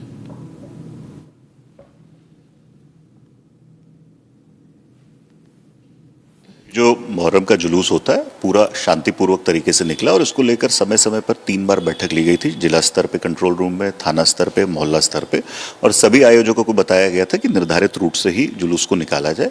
पीछे शुरू के जो 3 आयोजक थे उन्होंने निर्धारित रूट पर निकाला। इरफान खान उर्फ लल्ला, इनका जो घोड़ा है इन्होंने जानबूझकर, इनके साथियों ने जानबूझकर उसको विपरीत दिशा में ले जाने का प्रयास किया, जहां ऑलरेडी बैरिकेडिंग थी, जिसके बाद पुलिस बल ने भीड़ को तितर-बितर करने के लिए हल्के बल का प्रयोग किया और पृथक से इनके ऊपर FIR भी दर्ज की गई। जो इरफान खान है उनके विरुद्ध और उनके 15 अन्य साथी जो वीडियो में नजर आ रहे हैं उनके विरुद्ध मामला दर्ज किया गया है। इन सभी की अभी पहचान की जा रही है फुटेज के माध्यम से और शीघ्र ही इसमें गिरफ्तारी की जाएगी। So clashes during Muharram were also reported from Uttar Pradesh's Lakhimpur Kheri. Stone pelting was reported from the area. Locals alleged that a group specifically targeted some houses and started hurling stones. So these are the visuals, viewers, from the site in Lakhimpur of Uttar Pradesh, and you can see that this is in fact caught on camera how an individual is pelting stones. There you have the stone being pelted high up in the air, and it's all caught on camera, mob pelting stones. And what is Ajay Dubey, my colleague, has filed this report from the site of the clash. Listen in. Sir कल लगभग 5 बजे शाम की बात है। ताजिया उधर सुनसरी से निकल के आया, हमारे घर के पीछे से निकलता है और कभी रखा ना गया। कल करीब 1.5 घंटे तक ताजिया रख के दिया गया, वहाँ से उठाया नहीं। हमारे गांव के प्रधान जी अब्दुल हसीब जी वो भी थे साथ में, और उसके बाद में क्या नारे लगा रहे थे और पत्थर क्यों फेंकने लगे आपके घर पर? ये पाउडर फेंका पहले हमारे घर पे, तो हम लोगों ने मना कि घर में क्यों फेंक रहे हो पाउडर। ये हमारे लड़के ने मना किया, ये पंकज को, तो जब मना करेंगे तो इनको पकड़ के खींच लिया और मारने लगे। तो हम लोग कहने ये क्या कर रहे हो, हम लोग जब दौड़े तब तक पत्थर चलने लगे। बाहर चलते हैं, तस्वीरें और भी आपको दिखाते हैं। घर में बिखरा ये पूरा ईटा पत्थर देखिए, छत पर भी फैला हुआ ईटा। आइए छत पर चलते हैं, आपको हम तस्वीरें दिखाते हैं किस तरीके से छत पर सारा सामान बिखराया गया है। छत के ऊपर चल के देखने को हमें जो घर के मालिक है वो कह रहे हैं, और देखिए यहाँ पर कितने ईंटे पत्थर पड़े हैं, गुम्बे पड़े हैं, और ये बता रहे हैं, कहानी की बानगी बता रहे हैं कि किस अंदाज में डराने के लिए, धमकाने के लिए ये सब कुछ किया गया। यहाँ पर जो घर का सामान है वो भी टूटा हुआ दिखाई दे रहा है, घर के सामान को भी देखिए तोड़ दिया गया है। आप यहाँ पर आप बताएं अंकल, क्या किस तरफ से जा रहे थे? ये इधर इससे जा रहे थे, पीछे से इधर से और ये इधर से पत्थर यहीं से फेंके गए, इधर से वहाँ से। ये सारा पाउडर भी आपके घर के ऊपर बिखरा हुआ? ये सर वहाँ तक सब पाउडर फेंका, वो वहाँ से सब पड़ा है सब। और ये पैनल टूट गया, देखो इस पे ईंटा लगा। क्या नारेबाजी क्या कर रहे थे और उनकी मंशा क्या थी? ये पत्थरबाजी कर क्यों रहे थे? ये केवल हिंदू मुस्लिम भड़काना चाहते थे। आप लोग को डराने की कोशिश थी? और यहाँ हमारे घर से ये हिंदुओं का घर केवट का, इनके घर पे पत्थरबाजी, इनकी टीन टूट गई है, और वो वहाँ एक हिंदू का घर, वहाँ भी पत्थरबाजी, वहाँ भी उनके। हम आपको जरा तस्वीरें एक बार फिर से दिखाते हैं और अंदाजा लगाइए कि किस तरीके से डराने की कोशिश की गई। कल के दिन इस गांव के हिस्से में ईंटे पत्थर छत पर भी बिखरे हुए हैं, और जरा ऊपर से ही नीचे आपको तस्वीर दिखाते हैं, एक फ्रेम। जो स्थानीय लोग हैं दरवाजे पर इकट्ठा हैं, डरे सहमे ये लोग हैं अपनी सुरक्षा को लेकर, और इन ईंटे पत्थरों को देखिए। ये ईंटे पत्थर घर पर जब फेंके गए, इस मंशा से फेंके गए कि लोगों को डराया जाए। ये बताइए, सुरक्षा को लेकर डर लग रहा है आप लोग को? बिल्कुल सर, डर तो लगी रहा। जब इस पुलिस की मौजूदगी में ये हुआ है सर, तो डर तो लगी रहा। वो देखो वहाँ दीवार की वो ऊपर देखिए टीन घर के सामने की दिखा रहे हैं, बाहर की तरफ अंदर की टीनें टूट चुकी हैं। जो पाउडर फेंका गया था, ये पाउडर क्या था और किस मंशा से? पता नहीं सर क्या था ये पाउडर में, इसमें वहाँ से फेंक रहे। तो हम लोगों ने मना कि घर में हमारे मत फेंको, अपने उसमें फेंको। नीचे उतरते हैं, जरा वहां भी चलकर देखते हैं, समझते हैं कि क्या मंशा थी। ये हिंदू आबादी जिस तरफ गांव की रहती है, बेहद डरी हुई ये आबादी है। सीढ़ियों पर भी आप देखेंगे गुम्मे के टुकड़े फैले हुए हैं, और जिस अंदाज में फेंके गए, लड़कों ने खुद अपने वीडियो बनाए, इंस्टाग्राम पे डाला है, अपना जो हनक दिखाने की कोशिश है, डराने की कोशिश है।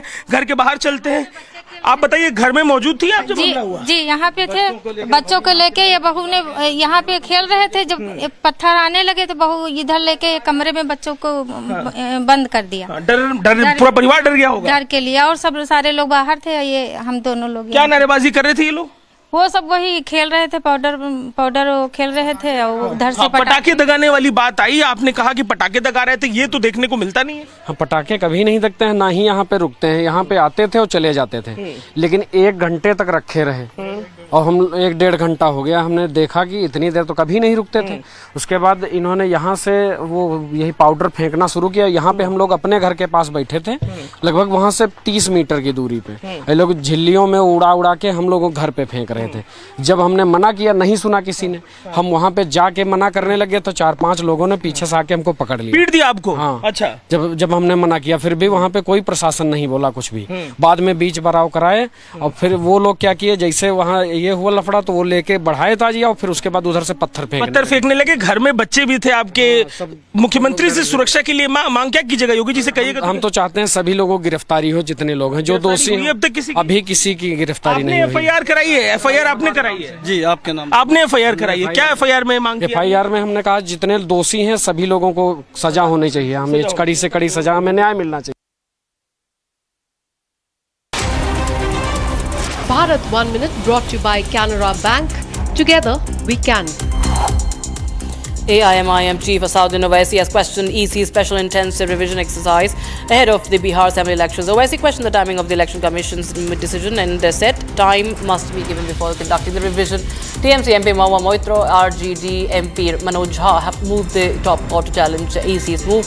The top court will hear the petitions on the 10th of July. आप इतने कम टाइम में एक्सरसाइज कैसे कर पाएंगे? बहुत टाइम कम है। SIR होने भाई, जो लोग जो अपना एड्रेस चेंज कर लिए, उनको क्यों आप पूछ रहे हैं बर्थ सर्टिफिकेट? बीजेपी RSS बार बार ये भरम, ये झूठ फैलाती है कि यहाँ पर बांग्लादेश के लोग आ गए हैं। कहाँ है बताओ हमको। 3 miscreants riding a bike threw petrol bomb at a house near Adampur town of Jalandhar and tried to damage the house. Footage now accessed shows how 3 unknown youths came on a motorcycle, fled after throwing bottles filled with petrol. Police have launched an investigation into the matter. Reaction also coming in from BJP.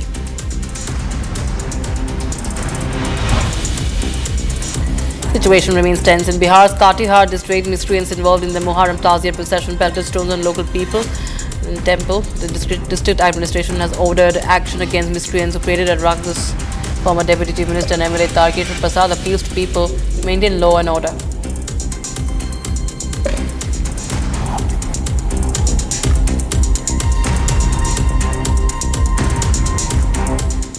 A startling revelation in the Jyoti Malhotra espionage case coming in. An RTI reply has revealed that the YouTuber was recently a state-sponsored guest under Kerala's influencer tourism program. The disclosure has triggered sharp political backlash and raised serious national security concerns. Here's the full story. Travel vlogger, digital influencer, and now an accused spy, Jyoti Malhotra was arrested on 16th of May in Hisar in Haryana on charges of espionage for Pakistan. But before her arrest, she was enjoying Kerala's hospitality as a state-sponsored guest. An RTI reply has revealed that Malhotra's entire trip to Kerala, from luxury stays to curated cultural experiences, was funded by the state government under its digital influencer program. She visited top destinations, promoting them online, and even showcased Kerala's iconic Theyyam performances. And now, with her alleged links to Pakistani intelligence under investigation, political tempers are flaring. Both the BJP and Congress are slamming the Kerala government for failing to vet someone who is now facing serious espionage charges. The cat is out of the bag. The Kerala government, the left government of Pinarayi Vijayan, was the one which sponsored, patronized and invited Pakistani spy YouTube content creator Jyoti Malhotra. It is now in black and white, and RTI reply has shown this. This means that the Kerala government was busy inviting such anti-India elements, paying for them at the cost of taxpayer money. And this is a department, a ministry headed by no less than the son-in-law of the Chief Minister of Kerala. The 33-year-old vlogger had visited Kerala before the allegations of spying surfaced. She was arrested in May 2025 in the aftermath of the Pahalgam terror attack and Operation Sindoor. Haryana police has said that Pakistani intelligence agencies were grooming her as an asset. Her arrest is part of a broader national crackdown on a suspected cross-border spy ring, with at least 12 others detained across Punjab, Haryana and Uttar Pradesh. The network allegedly used social media and influencer clout as cover for espionage. Now the RTI response is not just causing the Kerala government to face heat, but overall triggered an alarm over national security vulnerabilities, particularly in how individuals are vetted for government-sponsored campaigns. As investigations continue, the fallout from Jyoti Malhotra's case is far from over. Japan Coast Guard ship Itsukushima arrived at the Chennai port on Sunday as part of its global ocean voyage training program, further cementing maritime cooperation between India and Japan in the Indo-Pacific region. The vessel, commanded by Captain Naoki Mizoguchi, was greeted with a ceremonial welcome that included traditional garlanding of officers, spirited cheers from NCC cadets, and a performance by a decorated ceremonial band. All right, time for a short break, viewers. We will get you more details on the VVIP shocking abuse caught on camera. MNS Neta's son harasses a woman. Big revelation by Taha Rana. Sources say he admits that he was a trusted agent of the Pakistan army.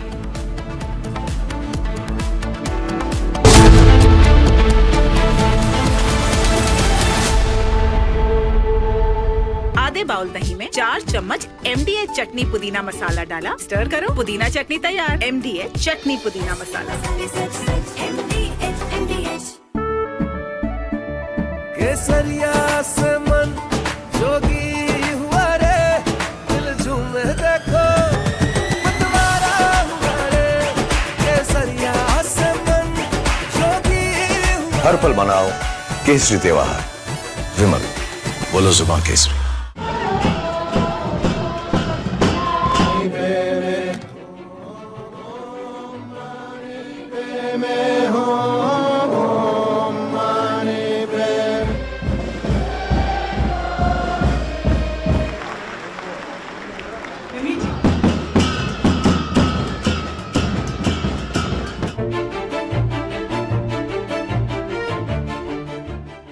中国政府实行宗教信仰自由政策。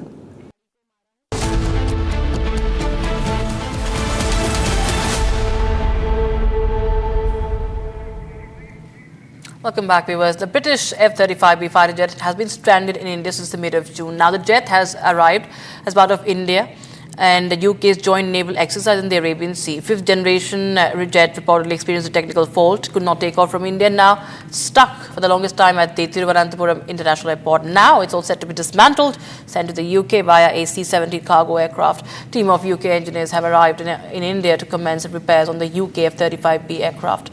Repairs are underway on the aircraft, which has now been moved to the maintenance hangar. It's sleek, it's stealthy, but it's stuck since 14th of June. A Royal Navy F-35B Lightning II, among the world's most advanced fighter jets, has remained grounded at Thiruvananthapuram International Airport in Kerala. Now, it made an unexpected landing during a joint exercise with the Indian Navy, and weeks later, it still hasn't flown out. Initially, the explanation seemed quite simple: fuel shortage. But that essentially didn't sit well with aviation experts. A fifth-generation fighter jet running out of gas just 100 nautical miles from its carrier? Not likely, many said. This wasn't just any jet. The F-35B is built for short takeoffs and vertical landings, a core feature designed for carriers. But the fact that it needed a full runway raised eyebrows. The likely culprit? A hydraulic failure. That's what we were told. Some reports suggest a malfunction in the jet's vertical lift fan system, which would force the pilot to perform a conventional landing. Normally, this would be perhaps fixable on the site. Drain the hydraulic system, flush it, refill, test and take off. But that didn't happen.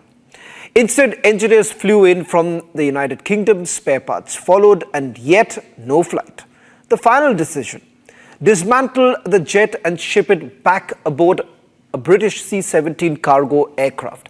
Adding to the mystery, no one really knows what this F-35B was doing when it ran into trouble. Was it a routine drill, a stealth capability test over the Arabian Sea, a combat readiness patrol? Official statements reveal nothing. Now, which begs the question, why did the jet take off from the aircraft carrier in the first place? What exactly went wrong mid-air? No clear answers, just silence and speculation. And then has come the theory that turned heads, the so-called kill switch. Some defense analysts claim the US retains the ultimate software control over the F-35B via encrypted mission systems and data architecture. Now, while there is no literal off-switch control of the authentication keys and software access can, in theory, render the entire jet inoperable without even US approval. Of course, the Pentagon as well as Lockheed Martin categorically deny the existence of any remote control mechanism, but the incident has fueled quite literally theories about the deep dependencies baked into the software-heavy platforms like the F-35. And then there was this theory, a spy theory. Speculation swirled online that the jet was down so India could inspect its stealth technology or radar signature. But let's be clear, defense analysts have dismissed this outright. As one expert put it, you don't land an aircraft for spying. If anything, keeping it grounded in the open exposes its own secrets. Now, this wasn't espionage. It was a technical malfunction, and the longer the jet stayed grounded in India, the more it became a liability for the United Kingdom, not a tool for surveillance. So here we are. A jet that was meant to showcase air superiority, now stranded for weeks, shrouded in secrecy and surrounded by speculation. A hydraulic glitch? Maybe. A software lockout? Possibly. A covert mission gone wrong? Unlikely, but who knows? What this episode does expose is how deeply interconnected and dependent modern fighter platforms like the F-35 have become. Powerful? Yes. Autonomous? Well, maybe, not always. And it's a big win for the Indian agency. Now, Khalistani terrorist Harpreet Singh, alias Happy Pasya, is also said to be extradited from the United States. He was arrested by the FBI and US Immigration and Customs Enforcement on the 17th of April this year. Here's more on that. Khalistani terrorist Happy Pasya will soon be extradited from US to India. Pasya, a Khalistani terrorist and a gangster, is under the scanner for planning over 14 terrorist attacks between 2024 and 2025, targeting police stations and public institutions across Punjab. Singh has close ties with ISI handlers and BKI operatives who are directing and funding terrorist activities in India. He worked in close coordination with other terror figures, Harvinder Singh Rinda, and was instrumental in setting up cross-border terror modules. The National Investigation Agency also officially declared Pasya as a wanted terrorist and had a ₹5 lakh rewards on him regarding the Chandigarh bombing of 2024. Happy Pasya will be brought before Indian courts and face prosecution under multiple anti-terrorism laws, including the UAPL. Now, viewers, the Pahalgam terror attack has found mention on the world stage at the BRICS summit this time in Brazil. Prime Minister Narendra Modi sent out a strong message against Pakistan and its nefarious designs. Additionally, India is also now pushing for a counter-terror agreement with Brazil as the Prime Minister visits the country. Take a look. Kashmir's agony found a global platform at the BRICS summit in Brazil. The deadly terror attack in Pahalgam, which took several lives, was condemned by the BRICS nations. Prime Minister Modi delivered a pointed message to Pakistan that support to terror outfits won't be tolerated. Look at the para, it's 34, it's very clear. One is there is unanimous condemnation of all the leaders. I think you need to know that. And it also says that condemnation in all its manifestations, and including those who abet, who finance, and either openly, covertly, or overtly, in both ways, it has been condemned. There is also reference to the cross-border movement of terrorists. It's also coming out very clearly, and the listing of terrorist groups. Then there is also a strong support for comprehensive convention on against international terrorism, which was India's formulation, India's initiative in the UN for a long time, as you know that. So the message is very clear for anyone who understands the dangers of terrorism and how it can be, how it needs to be condemned, tackled not by just us. You know, there is a solidarity, there is a universal condemnation, which means all the countries are against it in any form. So that message is very clear to our neighbors. And it didn't just end there. India's foreign policy stance was spelled out loud and clear. Prime Minister Modi is all set to sign a memorandum of understanding with Brazil on counter-terrorism cooperation.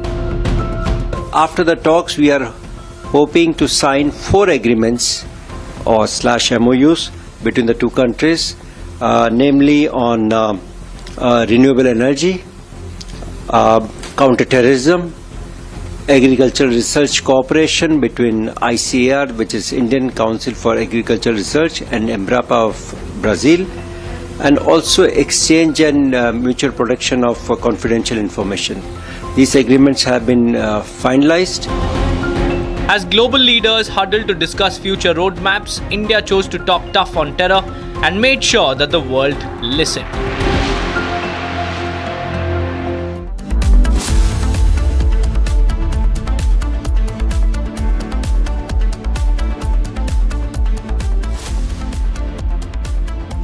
Hi, this is Chef Ranveer Brar. Guarantee you brilliance on behalf of IIHM. MDH की हल्दी मिर्ची धनिया करे कमाल, ये रंग दे, ये खुशबू दे, ये तीखा, ये कम पड़े, क्या निराला MDH masala.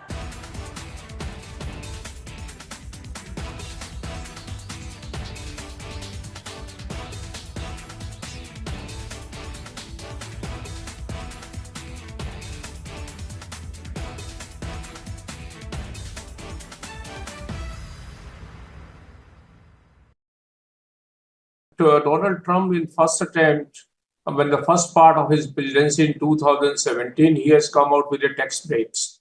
And he has announced that he wants to boost the American economy. And he has given tax break, which were going to expire in 2025. So there was an obligation when the second term that he will extend the tax break, which he has promised in 2017, to continue permanently. And that's the big, beautiful bill is that.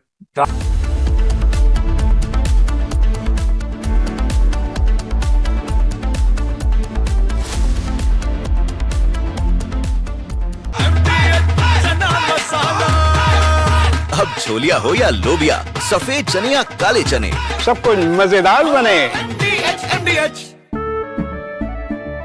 केसरिया से मन जोगी हुआ रे, दिल झूमे देखो मतवारा हुआ रे, केसरिया से मन जोगी हुआ। हर पल मनाओ केसरी त्योहार।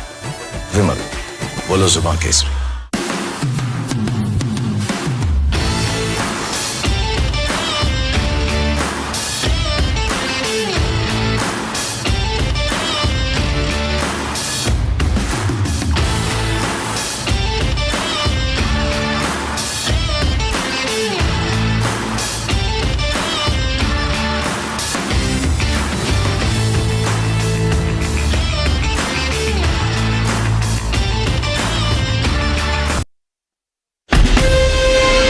Asia's largest news headquarters, setting the agenda for Bharat.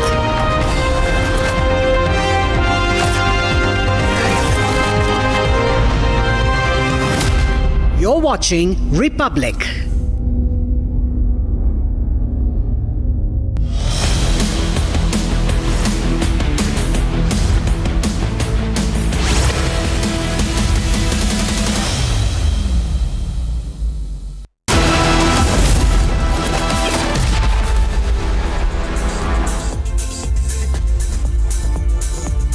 Hello and welcome. You're watching 6 Stories at 6 with me, Akanksha Khajuri, and this evening we will get you the biggest expose of Pakistan. 26/11 Mumbai attack mastermind Albert Ojwang has said that he was a trusted agent of Pakistan Army. We will get you what more he said to the probe agency. And meanwhile, Muharram clashes erupted all across the country from UP, MP and Bihar. We saw the clashes on the streets. We will show you a shocking video that is coming from Maharashtra, from MNS, that has triggered a controversy, and also about Jyoti Malhotra case. And RTI has exposed her state-sponsored trip to the state of Kerala. Plus, Prime Minister Modi is at BRICS Summit where he exposed Pakistan, and Turkish form celebi suffers a major setback in the Delhi High Court today. And these are the top stories that we are tracking for you this evening. Let's get started. In fact, today after Prime Minister Narendra Modi delivered a pointed warning to Pakistan that its support to terror outfits will not be tolerated, 26/11 mastermind Albert Ojwang has made a key admission in this case. During his interrogation by the Mumbai police, he has said that he was a trusted agent of the Pakistani army and confirmed that he was in Mumbai during the 26/11 attack, and he had also visited the CST station in Mumbai as well. He also told investigators that the attack were planned in collaboration with the ISI, which is the Pakistan's intelligence agency. He further revealed that he and David Headley had several training sessions with the Pakistan-based Lashkar-e-Toiba. He is currently in the custody of the National Investigation Agency and was extradited, remember, from the United States to India on April 10th earlier this year.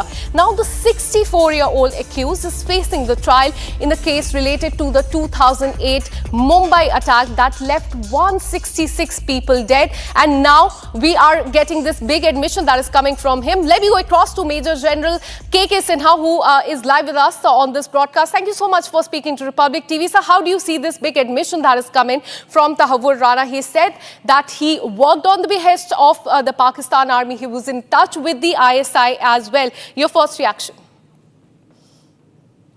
Good evening, Jai Hind, Akanksha. My reaction is that, after the Kasab, what we are getting it, and he's spilling the bins.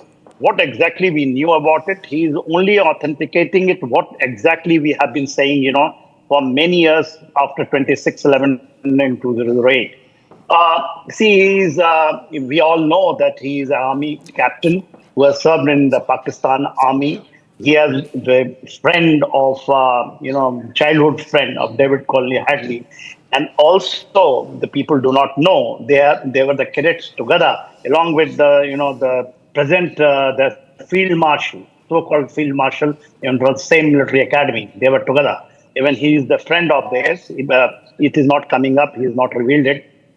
The point is that, the very important factor which has been brought out, that he has been trained at Markaz-e-Toiba, that is Murudike, which is the center of training for Lashkar-e-Toiba, and he, along with David Headley, and there are other names also which has come up. His linkages with the ISI operative Major Iqbal, is a very, very important factor. Of course, we have brought it out that he was present during the 26/11 in Mumbai itself. He has carried out, and he was an integral part of that broader plan, which in the Pakistan actually designed by the ISI, and these people were operating in Delhi on the behest of that. And it was, actually controlled minute to minute by Major Iqbal sitting in Pakistan. He also carried out Shivaji terminus of the railway stations, where also the mayhem has taken place on 26/11/2008.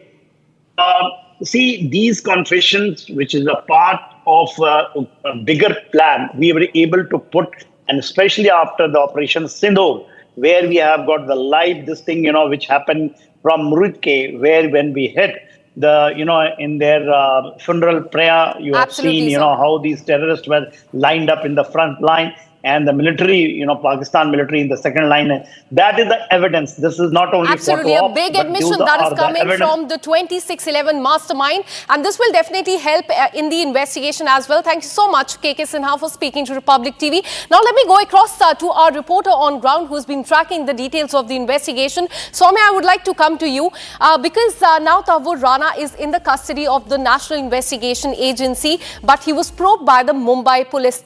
Give us the details about what has come out during his interrogation.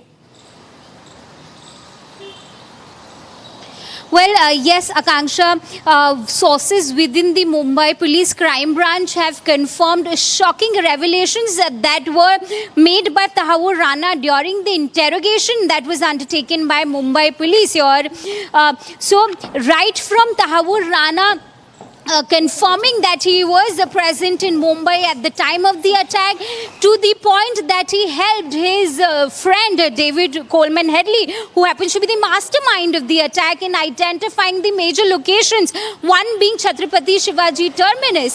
So these are the major revelations that have been that have come out, the major admission of Tahir Rana in this interrogation. With that, Tahir Rana went on to the extent of confirming that 2611 attacks was in coordination with ISI. So it can be confirmed that it was not a non-state sponsor terror attack. In fact, it had a backing of the Pakistani military, something that the Pakistani military, Pakistani authorities have been denying for years now. It can be confirmed by the statements, by the revelations made. That is coming from the mastermind of this big terror attack, Soumya. In fact, this will be helping a lot as far as the investigation is concerned. But this has definitely exposed Pakistan. Thank you so much for the details. We'll keep coming back to you for more on this. Now, shifting our focus, tensions are escalating on the streets. Clashes broke out during the Muharram procession in several parts of the country. From Uttar Pradesh, Madhya Pradesh, Bihar and Jharkhand, procession turned violent, mob fury unleashed on police, homes and even temples. Now, let us show you the fresh visuals which show chaos on the streets. Stick-wielding mob breaking barricades there, stoning houses and clashing with the police at the spot. Now, first up, look at these visuals that are coming from Ujjain and Shajapur in the state of Madhya Pradesh. Very crucial and very important visuals that are coming. And there was a huge commotion during a Muharram procession in Madhya Pradesh, in Ujjain, a holy city in Madhya Pradesh. And after people in Muharram procession brought down police barricades, in fact, installed on a key stretch of this area, injuring 2 police personnel as well. Police had to resort to lathi charge to disperse the crowd. In fact, clashes took place when those in procession tried to divert away from the fixed route, and this was in fact one of the things that was seen across all the processions. Now let's show you the visuals that have come in from Shahjapur. Violent clashes were reported during Muharram in that area. The incident happened when a procession reached Azad Chowk. In fact, there you can see in the visual, that is the area. There was a dispute that took place, which eventually turned into a full-blown fight on the streets. The police deployed on the spot, took immediate action and brought the situation under control. These are the 2 visuals from Madhya Pradesh. Now let's show you the visuals coming in from Bihar. Tensions flared up during the procession in Bihar's Gopalganj and Katihar district, leading to clashes between the groups in 2 separate incidents. Now these are the visuals that you can see on the screen are from Katihar, from Naya Tola area, in fact, where members of 2 communities clashed near a temple while the procession was underway. Stone pelting and vandalism of vehicles were also reported there. Now, let's show you visuals coming in from Uttar Pradesh, and this is, in fact, we'll shift to those very important visuals from Lakhimpur. That itself is a very sensitive area in Uttar Pradesh, and clashes were seen there today. In fact, locals said that never before did they ever see something like this unfolding in that district. We have filed a ground report from Lakhimpur. Have a look at that. और इस इलाके में लखीमपुर खीरी में जो नया गांव है वहां जो तस्वीरें आई हैं हैरान करने वाली है। हम तस्वीरें आपको दिखा रहे हैं, जरा ये गुम्मेबाजी देखिए, इन पत्थरों को देखिए। ये पत्थर जब फेंके गए, ये तब फेंके गए जब ताजिया लेकर कुछ लोग गुजर रहे थे गांव के एक हिस्से से, और इस इलाके में जो शांतिप्रिय हिंदू समाज के लोग हैं उनके ऊपर पत्थर फेंके गए। पूरे घर में हर तरफ ईंटें, पत्थर, गुम्मे, सब कुछ बिखरा हुआ सा सामान है। जिनका घर है वो हमारे संग मौजूद है। जरा बताइए क्या, कब, कैसे हुआ, कब की बात? ये सर कल लगभग 5 बजे शाम की बात है। ताजिया उधर सुनसरी से निकल के आया, हमारे घर के पीछे से निकलता है और कभी रखा ना गया। कल करीब 1.5 घंटे तक ताजिया रख के दिया गया, वहां से उठाया नहीं। हमारे गांव के प्रधान जी अब्दुल हसीब जी वो भी थे साथ में, और उसके बाद में क्या नारे लगा रहे थे और पत्थर क्यों फेंकने लगे आपके घर पर? ये पाउडर फेंका पहले हमारे घर पे, तो हम लोगों ने मना कि घर में क्यों फेंक रहे हो पाउडर। ये हमारे लड़के ने मना किया, ये पंकज को, तो जब मना करेंगे तो इनको पकड़ के खींच लिया और मारने लगे। तो हम लोग कहने ये क्या कर रहे हो, हम लोग जब दौड़े तब तक पत्थर चलने लगे। बाहर चलते हैं, तस्वीरें और भी आपको दिखाते हैं। घर में बिखरा ये पूरा ईटा पत्थर देखिए, छत पर भी फैला हुआ ईटा।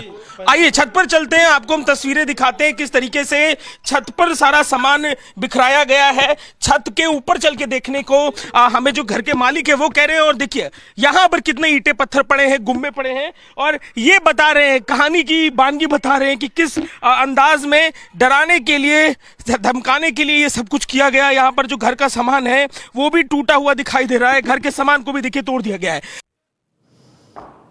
And for more on this, let me go across to my colleague Satya Vijay, who's reporting from Madhya Pradesh. Satya Vijay, Madhya Pradesh में सिर्फ एक नहीं 2 जगह, उज्जैन में और दूसरा एक और जगह पे ये पूरा क्योस हमने देखा है स्ट्रीट पे जो भी हुआ है। पुलिस का क्या एक्शन रहा है वहां पे मिसक्रिएंट्स पे? जी हाँ, मध्य प्रदेश में 2 नहीं बल्कि 3 जगह, उज्जैन, शाजापुर और रतलाम, 3 जगह मुहर्रम के जुलूस के दौरान विवाद जैसी स्थिति बनी। उज्जैन की बात करें तो वहां पर रूट डाइवर्ट किया गया था। डिसाइड हो गया था जुलूस से पहले कि जिस रूट पर नहीं जाना है वहां बैरिकेटिंग की गई थी। इसके बाद भी लोगों ने बैरिकेड्स तोड़े और उस रूट पर गए, जिसके चलते पुलिस को लाठीचार्ज करना पड़ा। 16 लोगों के खिलाफ FIR दर्ज करनी पड़ी। शाजापुर की बात करें तो शाजापुर में एक ही सेम कम्युनिटी के जो लोग थे, मुस्लिम समुदाय के जो लोग थे, वो आपस में भिड़ गए और इनका विवाद जो है वो गाली गलौज से शुरू हुआ और इसके बाद ये लोग मारपीट पर उतार हो गए। वहां पर पुलिस ने स्थिति को कंट्रोल किया। तीसरी घटना रतलाम की है, जहां पर कि हिंदू राष्ट्र का बैनर था, उसे मुहर्रम के जुलूस के दौरान जलाने की कोशिश की गई। इसका वीडियो वायरल हुआ है। बात करें अगर उज्जैन और शाजापुर की, तो उज्जैन में 16 लोगों पर प्रकरण दर्ज किया है। SP उज्जैन का साफ तौर पर यह कहना है कि कुछ शरारती तत्व थे, क्योंकि कुछ ताजिए और कुछ जो जुलूस के लोग हैं वो पुलिस की बात मानते हुए उस जहां पर बैरिकेडिंग की गई थी उस रूट से ना गुजरते हुए जो रूट पुलिस ने तय किया था उससे गुजरे। लेकिन कुछ ऐसे लोग थे जो बैरिकेड्स तोड़ने पे कहना चाहिए उन्होंने एक शरारतपूर्ण हरकत की, बैरिकेड्स तोड़े, पुलिस की बात नहीं मानी, जबकि जुलूस से पहले ही मीटिंग में सभी समुदाय के लोगों को बुला के तय कर लिया था कि उस रूट पर नहीं जाना है। तो ऐसे लोगों के खिलाफ प्रकरण दर्ज किया है, शांति भंग करने की धाराओं में केस दर्ज किया गया है। शाजापुर में विवाद एक ही कम्युनिटी का था, जुलूस के दौरान ही था। जुलूस के दौरान इनमें गाली गलौज होती है, जो अखाड़े होते हैं जुलूस में उसको एक दिशा से दूसरी दिशा ले in Madhya Pradesh we saw the chaos erupted during the Muharram procession. Satya Vijay, keep tracking those details. We'll keep coming back to you for more on this. Now let's take you to the state of Maharashtra. Amid the Hindi language row, MNS or Mumbai Nav Nirman Sena is facing backlash in Maharashtra over a viral video of MNS leader's son drunk and half naked abusing a Marathi speaking women there. The man later identified himself as Rahil Sheikh, son of MNS leader Javed Sheikh. He was also seen flaunting his father's position, sharing the video. In fact, Shiv Sena leader Sanjay Nirupam called it the real face of those who claim to be the protectors of Marathi culture in Maharashtra. Have a look at this video. माझी गाडी ठोकलीस ना, असा उघडा. तू कुठे चालला होतास? हे मनसे तुम्ही, हे तू कुठला मनसेवाला आहे, कुठला आहे? शिवसेनावाला आहे? मनसे लोक, तुम्ही लोक मराठी शिकवता ना रे लोकांना. माझा बाप महाराष्ट्र राज्य उपाध्यक्ष आहे. तुझा बाप महाराष्ट्राचा अध्यक्ष आहे? कोण? मनसेवाले? अच्छा. आणि तू दारू पिऊन माझ्या गाडीवर चढणार, गाडी ठोकणार? अच्छा, तुम्हाला शिव्या देतोयस? हा, गदे शिव्या दे. गाडीला ठोकलं, तू माझ्या गाडीला का ठोकलं? माफ. तू आता बोललास माझा बाप कोण आहे मला? अरे मी थोडासा परप्रांती लोकांना साथ दिला तर काल 200 लोक माझ्या अंगावर आले. आज तू माझी गाडी ठोकतोयस, आपल्या बापाची धमकी देतोयस तुम्हाला माफ करा ना. माफी नकोय. तू दारू पिऊन गाडी का चालवतोय? तू दारू पिऊन गाडी का चालवतोय? चुकी झाली. दारू पिऊन गाडी का? अरे चल ठीक आहे, तू माझ्या गाडीला ठोकलास, कोणी तुझ्या गाडीच्या खाली येऊन नेलं असतं तर? चुकी झाली ना ताई. म्हणजे आता जा तू. कुठे जाऊ? उद्या ये. एक मिनिट. हा तेवढा कुठला माझ्या ओळखीचा? एक मिनिट, एक काम हे कर. येणं मला ठोकलंय. बोलतोय माझा बाप कोण आहे? राज ठाकरेच्या घरी जा आणि पैसे घे. माझा बाप हा आहे. Madam And for more on this, I'm joined by BJP spokesperson Asif Pamla. Thank you so much for speaking to Republic TV. How do you see this particular incident? Because in the last 1 week, we have seen attacks by MNS workers, their leaders, as far as the shopkeepers, the business leaders in Mumbai are concerned. And now an attack on the women, drunken half-naked man, son of MNS leader. They're attacking a woman. Your reaction to that? You see, this is nothing new with the MNS. These are a bunch of goons. They will be dealt with in a similar manner. There have been FIRs filed and slapped on them in the past. And going further, I'm sure with the Honorable Chief Minister Devendra Fadnavis ji is and will definitely deal with them with an iron fist. The problem with these people are they're all a bunch of illiterate drunkards who have no shame and no sense and no responsibility. I am surprised at how this alliance, they have both come on together on a common platform.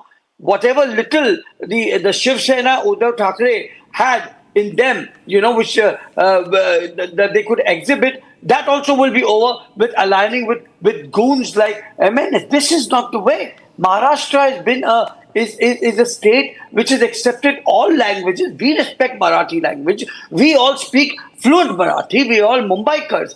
But that doesn't mean that you enforce languages. And now they're going to the extent of महिलाओं को छेड़छाड़ करना, poor people for जो Uber, Ola के जो owners है, उनको अरे आप में हिम्मत है तो कोई दमदार और ताकतवर आदमी को आप आके उनको परेशान करिए. आप आकर किसी ताकतवर जो फिल्म वाले लोग हैं या उद्योग जगत के लोग उनसे पंगा लीजिए, देखिए फिर आपको कितना कहां उतारेंगे, वो किस घाट पे उतारेंगे. So this is not done, and this is far from being tolerated, and our leadership also is definitely considering to take this up very seriously. And I'm sure, you see, Marathi ka abhiman sabko hai. You see, they talk about this. Their own children are going into have studied in English schools. Even our politicians, I mean, the BJP politicians also, even their children. But that is a different issue. You can't take the city for ransom. You can't get into an activity like you see this hooligan here who's drunk, who's sozzled in alcohol and who's behaving, and he claims that his leader is Raj Thackeray and he's from the MNS. So such people, what credibility they have on the eve, and it's good. The true face of the MNS and the Shiv Sena. The credibility of the Shiv Sena also. And now अब क्या किसियानी बिल्ली खंबा नोचे, कुछ बचा ही नहीं इनके पास, ना उनका अस्तित्व बचा है. तो अब उन्होंने अपना अलाइनमेंट किया. And I'm asking Uddhav ji, where are you? What you were the one who used to ask Raj Thackeray के इनका अंदर chemical लोचा है. Absolutely tough questions. BJP they're asking to the leadership as far as MNS is concerned. Very shocking video that has come to the fore from Mumbai. Thank you so much, Mr. Bamla, for speaking to Republic TV. Now let's take you to the state of Kerala. Kerala government is under the scanner now. YouTuber Jyoti Malhotra, who's currently in the police custody for spying for Pakistan, was once a state guest in Kerala. Invited, funded and promoted by the ruling government there. An RTI bombshell has revealed that Jyoti Malhotra's official ties to the Kerala Tourism Department. And meanwhile, BJP has hit out at the ruling Kerala government. Listening to what the leaders are saying.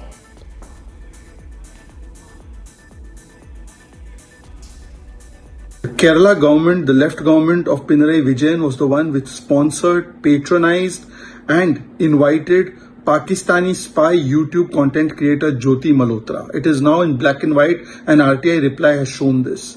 This means that the Kerala government was busy inviting such anti-India elements, paying for them at the cost of taxpayer money.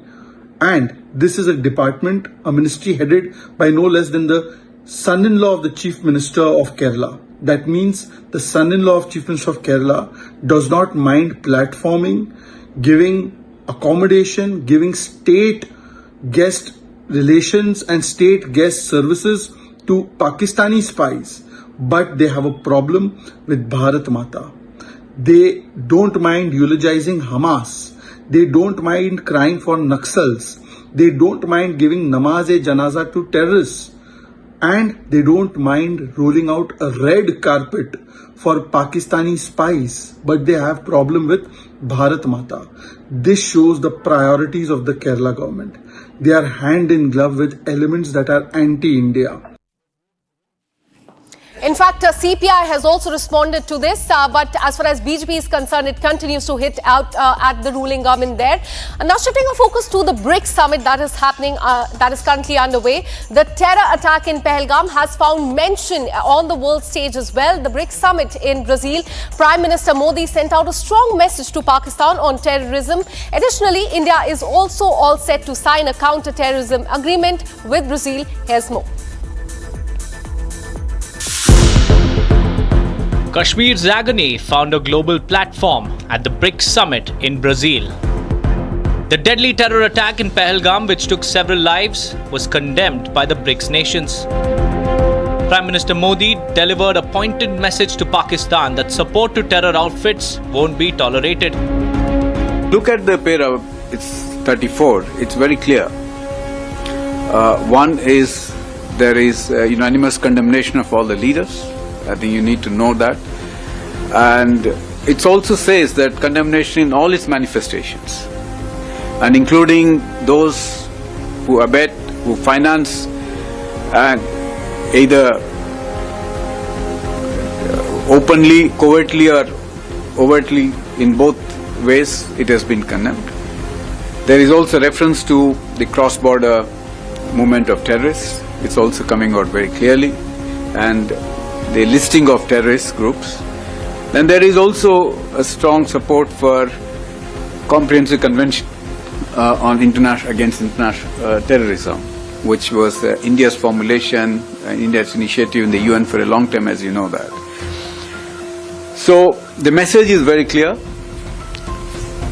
for anyone who understands the dangers of terrorism and how it can be how it needs to be condemned, tackled not by just us. You know, there is a solidarity, there is a universal condemnation, which means all the countries are against it in any form. So that message is very clear to our neighbors. And it didn't just end there. India's foreign policy stance was spelled out loud and clear. Prime Minister Modi is all set to sign a memorandum of understanding with Brazil on counter-terrorism cooperation.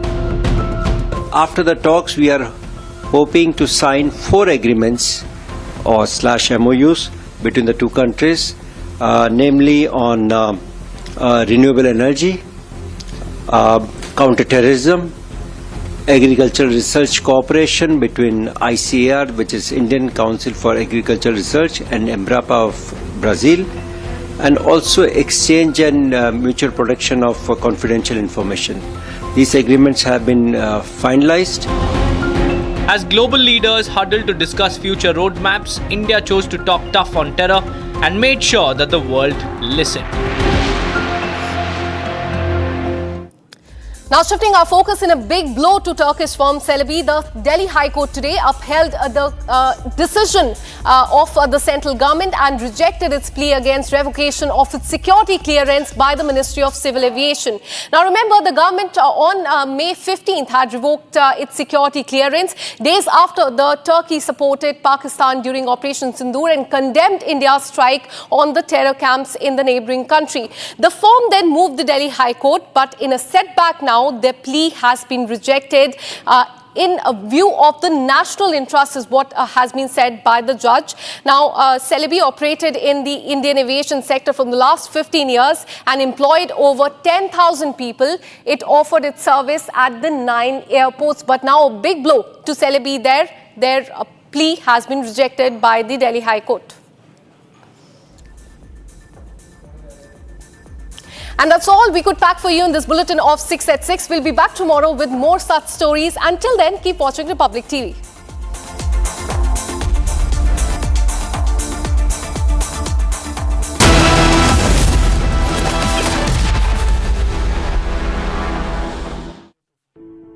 In the India Today Best Universities Survey, India's #1 ranked universities in various streams are JNU Delhi, Amity University, AIMS Delhi, IIT Delhi and National Law School Bengaluru.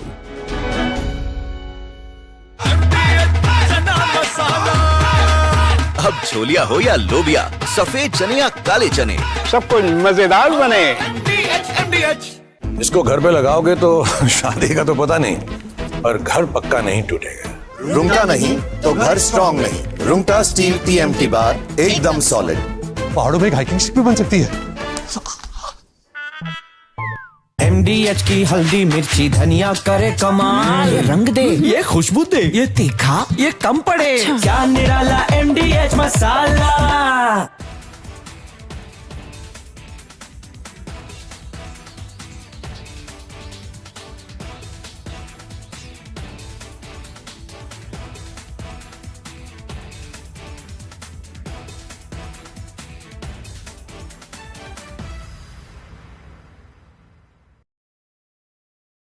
Donald Trump in first attempt, when the first part of his presidency in 2017, he has come out with the tax breaks. And he has announced that he wants to boost the American economy. And he has given tax break which were going to expire in 2025. So there was an obligation when the second term that he will extend the tax break which he has promised in 2017 to continue permanently. And that's the big beautiful bill is a drastic reduction in the tax liability of the US taxpayers. So that's why it's a big bill, a big beautiful bill. And at the same time, it marks a lot of expenditure for defense, etc. So that's why Mr. Donald Trump is saying it's a big, it's a beautiful, and it's a bill so that all America will become great again. So that's the idea and that's the objective. So reduction in taxes is a welcome measure, which all by and large everyone taxpayer loves, and that's why people are happy, should be happy. Taxpayer in US would be happy, and there is all the more reason because the percentage of the taxpayer in US citizen being very high as compared to any developing nation like India, where the percentage is low as compared to the total population. So obviously people now paying lesser taxes, so they will be happier because there's across the board a tax concession which has been announced in this big bill.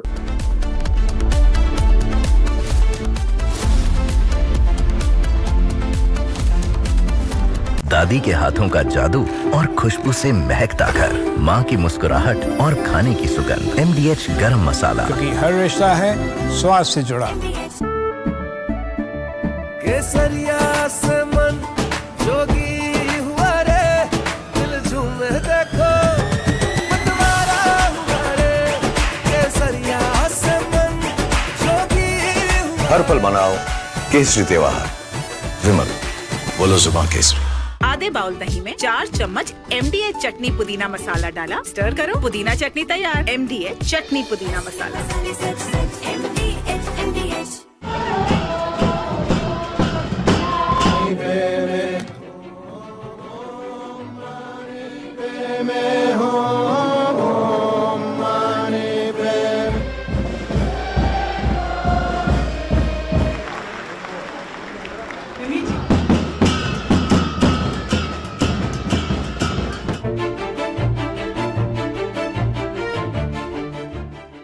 中国政府实行宗教信仰自由政策，颁有宗教事务条例和藏传佛教活佛转世管理办法，依法保护活佛转世这一传承方式。达赖喇嘛的转世必须坚持国内寻访、金瓶撤迁、中央政府批准的原则，遵循宗教仪轨和历史定制，按照国家的法律法规办理。活佛转世是藏传佛教特有的传承方式，已经延续了700多年，形成了严密的宗教仪轨和历史定制。达赖、班禅等大活佛转世灵童需经凭撤迁认定，中央政府批准。14世达赖本人就是在13世达赖喇嘛圆寂之后，严格按照宗教仪轨和历史定制寻访，由当时的国民政府颁令特准免于金瓶撤迁继任的。我想，宗教中国化不是对宗教的限制，任何。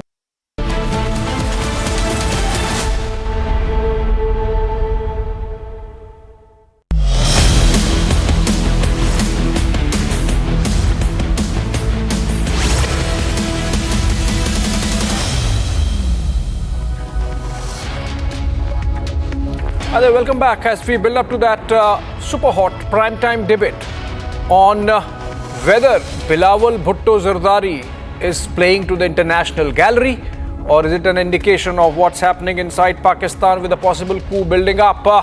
Even as Tahawur Hussain Rana gives all the evidence that Pakistan perhaps needs, if at all, to hand over Hafiz Saeed and Masood Azhar back to India as Bilawal has promised. All that and more. Let's begin with the headlines. VVIP shocker caught on camera. MNS leader's son harasses woman in Mumbai. Big revelation by Tahawur Rana. Sources say he admits that he was a trusted agent of the Pakistan army. Clashes reported during religious procession in several states yesterday. In Lakhimpur, stones allegedly pelted on Hindu homes.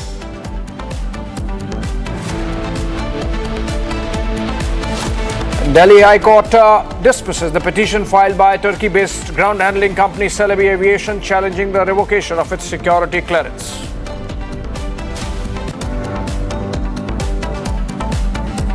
France calls out Chinese disinformation campaign against Rafale. French intelligence claims China trying to foil global sale of Rafale jets.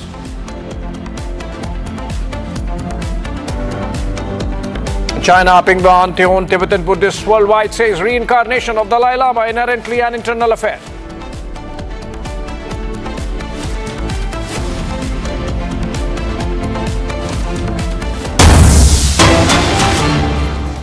All right, let's begin with a breaking news development coming in from Karnataka, where the government of Siddaramaiah seems to be facing a major financial crisis as it owes a staggering 250 crore rupees to transporters involved with the state's crucial Anna Bhagya food distribution scheme. This has led to transporters going out on a strike, and these are pictures, two sides. One is, of course, Siddaramaiah there, and the other of the transporter strike. About 3,000 to 4,000 of these owner-cum-drivers are in a state of financial distress because of the pending dues from the state government amounting to 250 crore rupees. Obviously, the fiscal situation of Karnataka government not good enough for those payments. Now, the state's food grain transport has come to a grinding halt, it seems. I'm told Abhishek is joining us live from our Karnataka newsroom for more on this. Abhishek, have we heard anything yet from the government on this? The protesters, the strike that is going on, it surely would have affected food distribution, the public food distribution in the state? Well, to begin with, Abhishek, the Karnataka state government was owned by Congress because of they promised the 5 guarantee schemes, out of which Annabhagya is also one of the major schemes that they announced. And since the inception of the idea or the guarantee scheme, the lorry associations have supported their complete transportation support to the Karnataka state government to transport the rice from one of the places to various other parts of the state. And Shanmugappa, while talking to the media, has very clearly mentioned that the Karnataka state lorry owners Association will not support the Karnataka state government henceforth, because at least 250 crores of amount has been pending since the inception of this scheme, and there have been various other requests placed in front of the government, for which CM Siddaramaiah had previously claimed that the settlement will be done in various other parts and will be made as soon as possible. However, with continued demands, Siddaramaiah has neglected the demands of the lorry association, and in fact this in turn has made at least 3,000 to 4,000 drivers come owners to fall into the street, and this is one of the reasons as to why the transportation of food grains have been stopped immediately. We are waiting for the response from the government as of now. Abhishek. All right, thank you so much, Abhishek, there from our Karnataka newsroom, talking to Abhishek in the Delhi studios. Moving on for now, big news coming in, another breaking one from Telangana, where in the village of Mofussil police station area of Purnia, where 5 people of the same family have been brutally killed by beating and burning alive. Seems like a case of witchcraft, and the accusation has turned deadly. In fact, the son of Ramdev Orao of the same village died 3 days ago during treatment, and the health of the other child was also deteriorating. We are getting this development from Telangana. We'll try and get a reporter live also.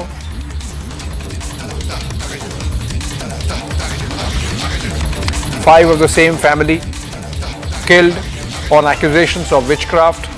It's coming from Purnia district. Purnia area of Telangana. The people of the village said that the cause of death was witchcraft, and 5 people of the same family were brutally killed on the charges of witchcraft. The dead include Babulal Orao, Sita Devi, Manjeet Orao, Rania Devi and Tapto Musmat. All of them belong to the same family. After the incident, panic has spread in the area, and administration has reached, as can be seen in the pictures, and people of the village are in fact leaving their homes, even as police has increased patrolling of the area on the spot, and even a dog squad is there along with the forensics team that are at the spot to try to assuage the concerns. The police in fact has even made an arrest, that of Nakul Kumar, the accused. He's accused of instigating to burn alive. This is not Telangana actually, this is Bihar.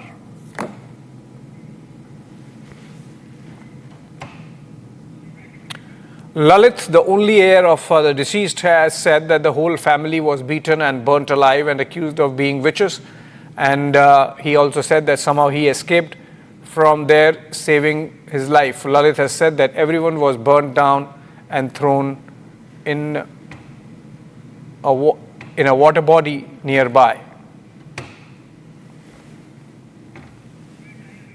We'll try and connect with Prakash Singh. He's going to join us live or over the phone in a bit. But this is information coming in from Tetgama village, not Telangana. It's Tetgama village of Mufassil police station in Purnia district of Bihar.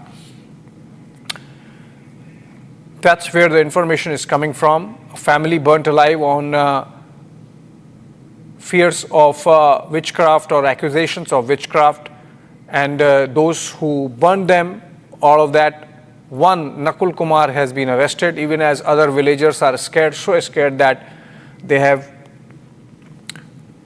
left the village or are leaving the village, even as police is trying to address those concerns and fears. Administration there present in full force. This is coming in from Bihar in Purnia.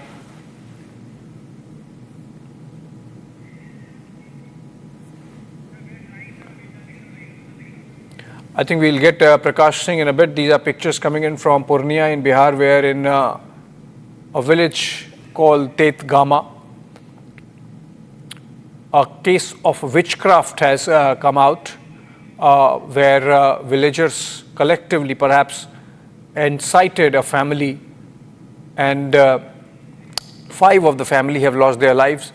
Not clear yet. We'll try and find out whether this is a case of incitement to abetment to suicide, or whether this is a case of killing, murder. In fact, we have Prakash Singh joining us over the phone, and he's live. In fact, Prakash, is this a case of suicide incited by the villagers? Is it a case of murder, collective murder by the villagers of the family? What is it about? Well, Abhishek, as you know, in the villages, and this conflict took place between two groups of tribal community on the border of Bihar and Bengal, in Raniganj specifically, and they are from the Urao community. And predominantly they are illiterate villagers, and one of the person in the family of Ramdev Urao, his son got ill, and then he went on to get him treated to some local person who is apparently a quack in the village, as we always find. And thereafter, the son died, and there were allegations that there was some witch hunt. So thereafter, the death of the concerned person on the allegation of witch hunt, then 5 people of one family member were mercilessly beaten, and they all died. All the villagers have left the village, and the police have started investigating into the case. And few arrests have also been made. One of the person who incited the entire incident has been arrested, as I spoke to the local SP of Purnia, and a few more people are to be arrested, few have been detained. And this is a conflict between two groups of the tribal community, as it has taken place, and the government has taken cognizance of it. We can listen to the sound bites of the villagers who are alleging that how the incident took place. Back to you. All right. Thank you so much, Prakash, for bringing those details. Essentially a case of lynching in a Bihar village on accusations of witchcraft between two communities. Moving on to a big development taking place in Tamil Nadu politics today, which is that the BJP and the AIADMK for the first time has come out and hit the streets in a showcase of the strength of the alliance heading into the elections to the State Assembly of Tamil Nadu next year. A political power play unfolding on your screens there of the BJP and the AIADMK showing their street power by way of a rally. Flags there side by side of the BJP and the AIADMK, the parties that have come together recently. The announcement of the alliance was made by Union Home Minister Amit Shah during a visit to Tamil Nadu. And this is the first joint rally ahead of the 2026 state elections. The alliance hitting the ground running, sending a message to rivals, obviously the DMK, that the road to Fort St. George, which is the seat of the Tamil Nadu government, has just gotten a little more interesting. Sharda joins us live from Chennai on this. Sharda, that seems like quite some show of strength by the allies. This is, I believe, in Chennai. You think that these rallies would be held across the state now? Well, Edappadi K. Palaniswamy is the Chief Minister candidate of the India alliance that has the BJP and ADMK, with the two major strong parties in the alliance right now. The alliance, after the alliance formation, is the first part of the rally where both the AIADMK and BJP are in together.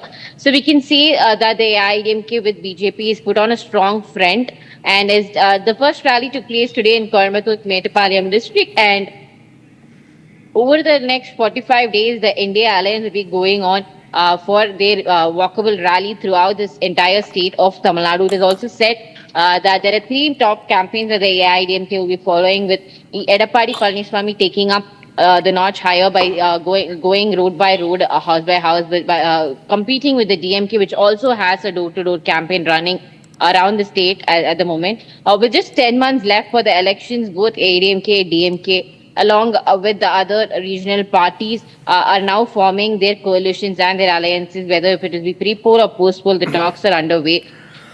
So we can see today as to be the first rally of the AIADMK and BJP, following which we'll have more 45 days Padayatra done by Edappadi K. Palaniswamy to show that the India alliance and how they are planning to dethrone the DMK government by 2026. All right, the first rally not in Chennai, this is in Coimbatore, the home district of Edappadi Palaniswamy. He's, of course, the former Chief Minister of Tamil Nadu and the boss of the AIADMK in alliance with the BJP now. Thank you so much, Sharda, for joining us.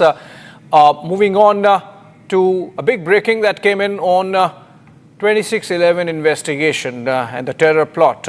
The mask is off and the terror link is exposed. Tahavur Rana, now in custody of Indian agencies, the man who was once walking Mumbai's streets as blood was being spilled, has now confessed to the Mumbai crime branch, who have his custody, that yes, he was there present in Mumbai when the 26/11 terror attack was panning out. Also that he is a trusted agent or was a trusted agent of the Pakistan army. He's someone who has been trained by the Lashkar-e-Taiba. He's admitting to all these things and was in fact, as I mentioned, present during the Mumbai carnage, 26/11. He in fact visited the Chhatrapati Shivaji terminus, the exact site where bullets rained, to do a post-op recce or appraisal so that he could fill in his masters in Pakistan. But here's the biggest bombshell. Rana says that 26/11 attacks were not just a Lashkar operation, they were carried out in full collaboration with Pakistan's ISI. Something we have already known, but this is crucial evidence, an account of an accomplice. The Pakistani establishment is now caught red-handed. We have these confessions coming in through sources, with the Mumbai crime branch now interrogating Tahavur Hussain Rana.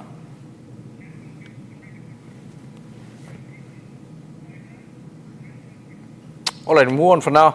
Politics is heating up over Election Commission's special intensive revision drive of electoral rolls ahead of the 2025 Bihar Assembly polls that are slated to take place later this year. With leader of opposition Tejasvi Yadav calling EC confused, here are the details.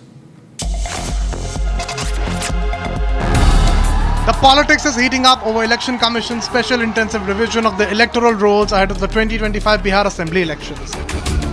Leader of opposition in the Bihar Assembly and former Deputy CM Tejasvi Yadav raked up the issue and said that the poll commission has issued 3 different directions and called the Election Commission confused.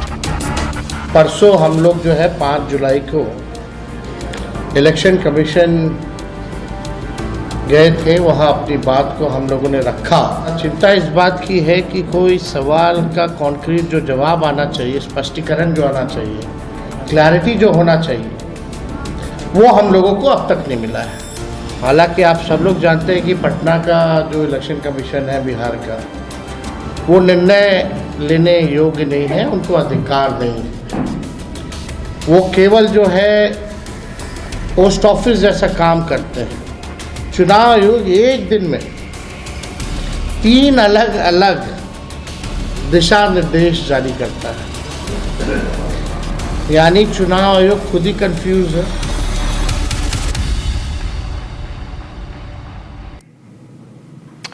All right, an unfortunate episode coming in from Mumbai where through a post, Sanjay Nirupam of Shiv Sena showed how an MNS leader's son, Rahil Sheikh, indulged in indecent behavior with a woman and indulged in an altercation.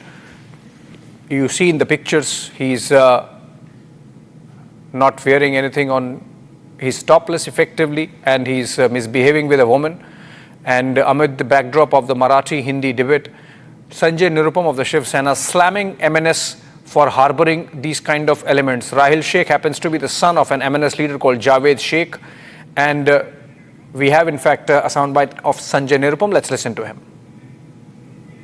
ये राहिल या साहिल नाम का जो लड़का है, ये नशे में धुत है। एक ऐसा मुसलमान है जो शराब पी के घूम रहा है। उसका शराब पी के उसने गाड़ी चलाई और जाकर गाड़ी ठोक दी। और जब इस महिला ने विरोध किया तो इस महिला को गाली दी और उसके बाद बार बार अपने बाप के पोजीशन को फ्रंट कर रहा है। इससे 2 बातें स्पष्ट होती हैं कि मनसे वाले मराठी भाषा के नाम पर जिस तरीके से उत्पात मचा रहे हैं, ये दरअसल गुंडागर्दी है। इनको न तो मराठी भाषा से कोई लेना देना, न मराठी समाज के मान सम्मान से लेना देता। अगर मराठी भाषकों के मान सम्मान से लेना देना होता तो राजश्री मोरे को कोई गाली नहीं देता, कोई मनसे वाला मनसे का कह करके उसको गाली नहीं देता। दूसरी बात, ये जो मनसे के उपाध्यक्ष जावेद शेख के बेटे कह रहे हैं, उनको देख करके हमें समझ में आ रहा है कि बार बार मनसे वाले हिंदुओं पर ही हमले करते हैं। और हमने बार बार सवाल उठाया कि अगर इतनी ताकत है, इतना गट्स है, इतना जोश है तुम में, इतना करेज है या साहस है, तो जरा भिंडी बाजार में जाके किसी मुसलमान को थप्पड़ मार के दिखाओ, उसको बोलो कि तुम उर्दू में बात मत करो, मराठी में बात करो।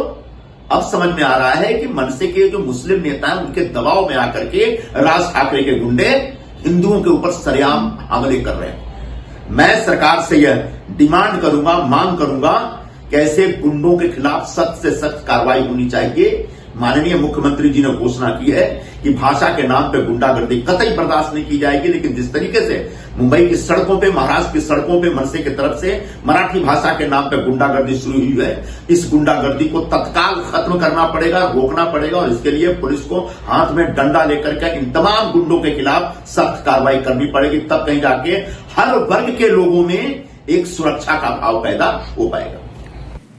More political reactions coming on the same story. Influencer Rajshri More heckled and misbehaved by this MNS leader's son. We have Deepak Kesarkar of the Shiv Sena speaking. Listen to him. देखिए, इस पे राजनीति नहीं होनी चाहिए, ऐसे मुझे लगता है। किसी को पीटना ये महाराष्ट्र की संस्कृति कभी भी नहीं थी। तो मुझे ऐसे लगता है कि जो भी आपको कहना है आप बोल सकते हैं, आपके विचार बोल सकते हैं, और फिर इकट्ठा रहना ये महाराष्ट्र की संस्कृति रह चुकी है और महाराष्ट्र हमेशा प्रोग्रेसिव रह चुका है। तो हमने बहुत सारी चीज़ें मराठी के लिए की है, तो मराठी भाषा आगे जा रही है, उसको क्लासिकल लैंग्वेज का स्टेटस मिल गया है और मराठी भाषा धोरण भी तय हुआ है। तो बहुत सारी चीज़ें हैं जो मराठी भाषा धोरण में है, तो उसके लिए ज़बरदस्ती करने की ज़रूरी नहीं है, उसके बारे में तो तय हो गया है। तो आप किसी भी चीज़ को अच्छी तरह से किसी को बोलेंगे तो वो लोग फॉलो करते हैं। एक तरीका होता है, उस तरीके से अगर बोला जाए तो समाज में शांति भी रहती है और सब लोग इकट्ठा भी रहते हैं। मंत्री जो आशीष शेलार का कहना है कि जिस तरह से पहलगाम में आतंकियों ने धर्म पूछ के मारा, उसी तरह से महाराष्ट्र में भाषा के नाम से मारा जा रहा। देखिए, मारना ये अच्छी चीज़ बिल्कुल नहीं है, हम उससे एग्री नहीं होते, क्योंकि ये चीज़ें तो बाला साहब के ज़माने में इस तरह से नहीं होती थी। कोई भी अगर गलत काम करे तो उसके लिए शिवसेना का खुद का स्टाइल था, लेकिन हर किसी को वो कहाँ से है ये पूछ के मारा नहीं जाता था। ये बाला साहब का कभी भी स्वभाव नहीं रहा है। उन्होंने घोषणा भी दी थी, वो गर्व से कहो हम हिंदू हैं, इसका मतलब तो हिंदी में ही घोषणा थी। उनके लिए मराठी हिंदी एक ही थी, लेकिन मराठी का उनको अभिमान था। मराठी लोगों के लिए खड़ा रहना, उनको नौकरी में प्रेफरेंस देना, ये उनकी भूमिका थी और वो भूमिका आज भी शिंदे साहब ने कायम रखी है और इसीलिए अच्छी तरह से लोगों का रिस्पांस भी मिल रहा है। मुझे लगता है कि एमएनएस के हो या और किसी के हो, लेकिन मुझे लगता है कि इसी तरह की गुंडागर्दी करना, दादागिरी करना ठीक नहीं है। दादागिरी करने का क्या हक उनको दे दिया है एमएनएस को, और जानबूझकर मतलब मुंबई का वातावरण बिगाड़ने का काम हो रहा है। मुंबई अपने देश की आर्थिक राजधानी है और वहाँ बहुभाषिक लोग रहते हैं, बहुधार्मिक लोग रहते हैं, और मुंबई की इमेज को एकदम कोलैप्स करने की भूमिका एमएनएस की है। इसीलिए एमएनएस की भूमिका हम विरोध करते हैं। All right, moving on, a British F-35B fighter jet stranded in India since mid of June has some rescue op going on now. The jet had arrived as part of India and the UK's joint naval exercise in the Arabian Sea. The fifth generation fighter plane reportedly experienced a technical fault and could not take off from India. The jet is now stuck at Thiruvananthapuram International Airport. It's said to be dismantled because it cannot be towed away. And then in dismantled state, it would be, of course, taken back to the UK via a C-17 cargo aircraft. Take a look at the details of what's this story or how this story is panning out. It's sleek, it's stealthy, but it's stuck since 14th of June. A Royal Navy F-35B Lightning II, among the world's most advanced fighter jets, has remained grounded at Thiruvananthapuram International Airport in Kerala. Now, it made an unexpected landing during a joint exercise with the Indian Navy, and weeks later, it still hasn't flown out. Initially, the explanation seemed quite simple: fuel shortage. But that essentially didn't sit well with aviation experts. A fifth-generation fighter jet running out of gas, just 100 nautical miles from its carrier? Not likely, many said. This wasn't just any jet. The F-35B is built for short takeoffs and vertical landings, a core feature designed for carriers. But the fact that it needed a full runway raised eyebrows. The likely culprit? A hydraulic failure. That's what we were told. Some reports suggest a malfunction in the jet's vertical lift fan system, which would force the pilot to perform a conventional landing. Normally, this would be perhaps fixable on the site. Drain the hydraulic system, flush it, refill, test and take off. But that didn't happen. Instead, engineers flew in from the United Kingdom, spare parts followed, and yet no flight. The final decision: dismantle the jet and ship it back aboard a British C-17 cargo aircraft. Adding to the mystery, no one really knows what this F-35B was doing when it ran into trouble. Was it a routine drill, a stealth capability test over the Arabian Sea, a combat readiness patrol? Official statements reveal nothing. Now, which begs the question, why did the jet take off from the aircraft carrier in the first place? What exactly went wrong mid-air? No clear answers, just silence and speculation. And then has come the theory that turned heads, the so-called kill switch.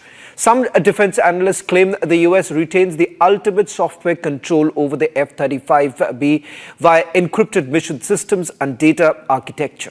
Now, while there is no literal off-switch control of the authentication keys and software access can, in theory, render the entire jet inoperable without even US approval. Of course, the Pentagon as well as Lockheed Martin categorically deny the existence of any remote control mechanism, but the incident has fueled quite literally theories about the deep dependencies baked into the software-heavy platforms like the F-35. And then there was this theory, a spy theory. Speculation swirled online that the jet was down so India could inspect its stealth technology or radar signature. But let's be clear, defense analysts have dismissed this outright. As one expert put it, you don't land an aircraft for spying. If anything, keeping it grounded in the open exposes its own secrets.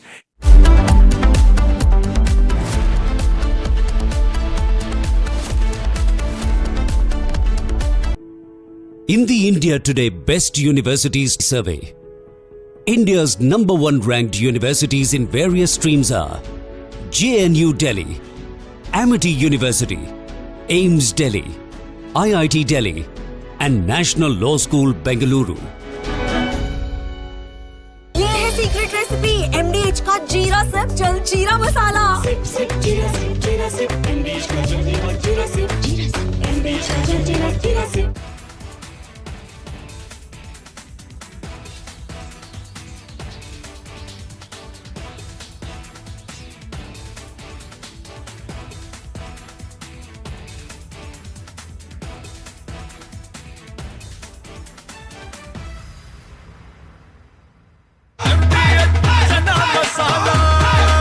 अब छोलिया हो या लोबिया, सफेद चने या काले चने, सब कुछ मजेदार बने।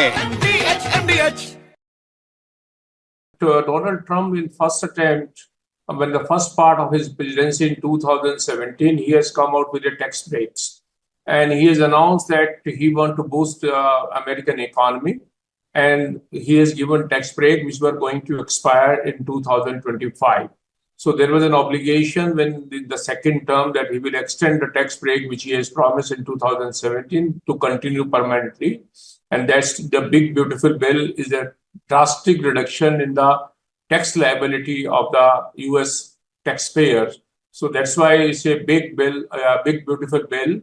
And at the same time, it marks a lot of expenditure for defense, etc. So that's why Mr. Donald Trump is saying it's a big,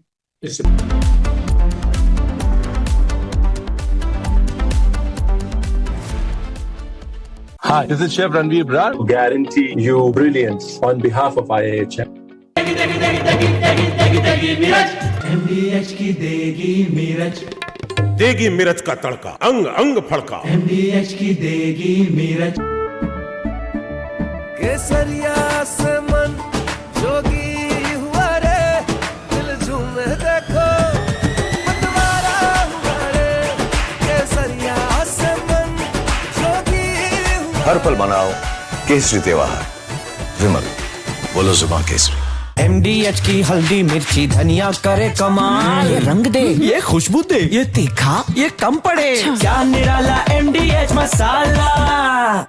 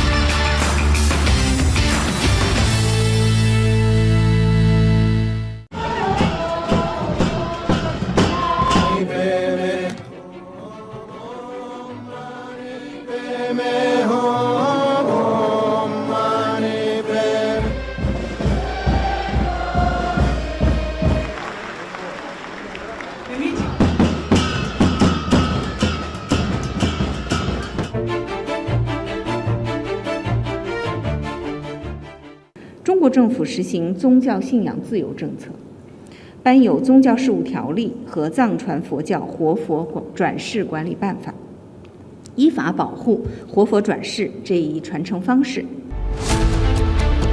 India celebrates Dalai Lama's 90th birthday. China panicking on Dalai Lama's reincarnation. Why the dragon is scared of Tibet's holy monk? Debating tonight at 8 p.m. From Asia's largest news headquarters, setting the agenda for Bharat.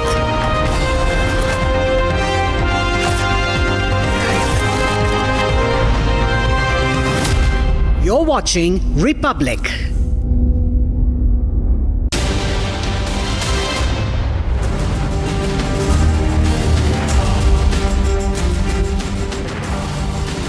Thank you for joining us on This Is Exclusive, coming to you at 7 p.m. tonight with three big stories on the show this evening. The story of the Indians abducted by Al-Qaeda in Mali. What's the update? Are they safe? We're getting you the family live on the show this evening, and the lady who confronted this M&S brat in Mumbai is joining me live on the show this evening. Here are the headlines at 7 p.m. tonight.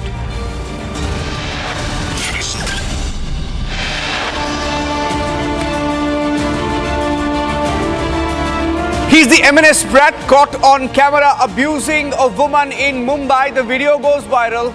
The lady who confronted him is joining us live.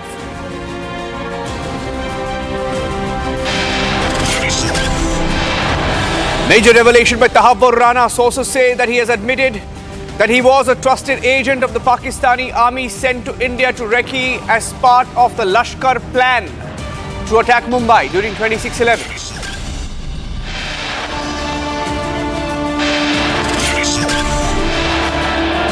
It's Bilawal Bhutto versus Lashkar and the Pakistani army. He talks about extradition of Hafiz Saeed and Masood Azhar. Lashkar is fighting back.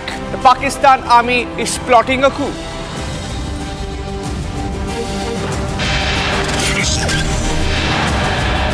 Three Indians abducted by Al-Qaeda in Mali. Families say there is a ransom demand. One of them is joining us live on the show this evening.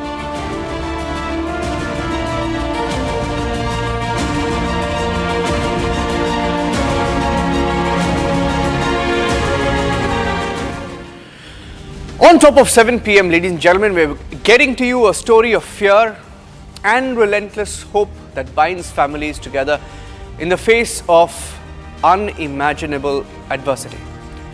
In the distant land of Mali, 3 Indian workers have found themselves thrust into a nightmare when armed assailants stormed a factory. Taken hostage in a coordinated attack suspected to be that of an Al-Qaeda affiliate group. Their lives now hang in the balance as their families in India cling on to every shred of information, hope, praying for their safe return. Here's the story.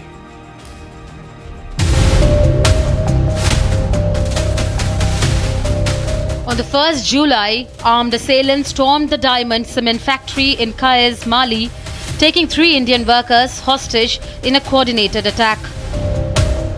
3 Indian workers, P. Venkataraman from Odisha, Amareshwar from Telangana and Ramana from Andhra Pradesh were taken hostage. The attack is suspected to be the work of Al-Qaeda affiliated group Jamaat Nusrat al-Islam wal Muslimin or JNIM, which claimed responsibility for multiple terror strikes across Mali on the same day. While no group has officially claimed the kidnapping, the Ministry of External Affairs is treating this as a critical priority. For the families, the wait is agonizing. They have revealed that the kidnappers are demanding a ransom for the workers' release. Venkat last time मुझे 30 तारीख को call किए थे, 30 जून को हम लोग बातचीत हुआ था नॉर्मली, वो सब कुछ ठीक था। उनका कंपनी में कुछ वेस्ट अफ्रीका माली कंट्री में आइस बोल के एक जगह है, वो डायमंड सीमेंट फैक्ट्री में काम कर रहे थे। तो पिछले 9 महीने से वो वेस्ट अफ्रीका गए हुए हैं। वो उस दिन कॉल किए थे तो फिर हम लोग बोले कि इधर अपना कंपनी में बोला है कि कुछ बाहर मत निकलो, इधर कुछ टेररिस्ट लोग आए हुए। तो वो वैसे हम लोग भी बोले थोड़ा संभल कर रुक जा, मतलब बाहर मत निकाल। वो ठीक बोल रहा था, लेकिन उसने 1 तारीख को ये मैटर हुआ है, जो टेररिस्ट लोग ने उन लोग को किडनैप किए हुए। जो श्री वेंकटरमन जो है, उनके परिवार के तरफ से किडनैपिंग के बारे में सूचना मिला था। उसके बाद तुरंत लोकल एडमिनिस्ट्रेशन उनके पास जाकर पहुंचा, तो ये सूचित किया गया है कि सरकार के एंड में नेसेसरी जो स्टेप्स है वो लिया जा रहा है। The Indian government has issued a stern advisory to its citizens in Mali, urging them to stay vigilant amid escalating violence in the region. Senior officials have reportedly travelled to Mali and are assisting local authorities in efforts to secure the workers' release. As the search for 3 Indian nationals continue, the families hold on to hope and the world watches united in the call for their swift release. There's very little known about the 3 Indians who were abducted. I have Bablu. Bablu ji, namaste. Bablu is the brother-in-law of Venkat Raman. And Venkat Raman is one of the Indians abducted by the Al-Qaeda in Mali. Bablu ji, मेरी आवाज़ आ रही है? जी sir. हमारे साथ बात करने के लिए बहुत शुक्रिया। हमें बताइए, हमारे दर्शकों को बताइए, आप लाइव है, आपका जो अभी का जो स्टेटस है, आपको क्या बताया गया है? अब तक तो कुछ डाटा नहीं मिला है सर, क्या मतलब कैसा है अभी। आज से मतलब 1 तारीख से वो किडनैप्ड है, आज 7 तारीख हो चुका है। आज तक कुछ भी डाटा नहीं मिला हम लोग। अबडक्शन कब हुआ था, ये किडनैपिंग कब किया था, और जब किडनैप हुआ था तो उनके डिमांड्स क्या थे? एक्चुअली किडनैप तो 1 तारीख को हुआ है, हम लोग को मालूम पड़ा 3 तारीख को। उनका डिमांड मतलब हम लोग को कुछ नहीं पता चल रहा है उनका डिमांड क्या है।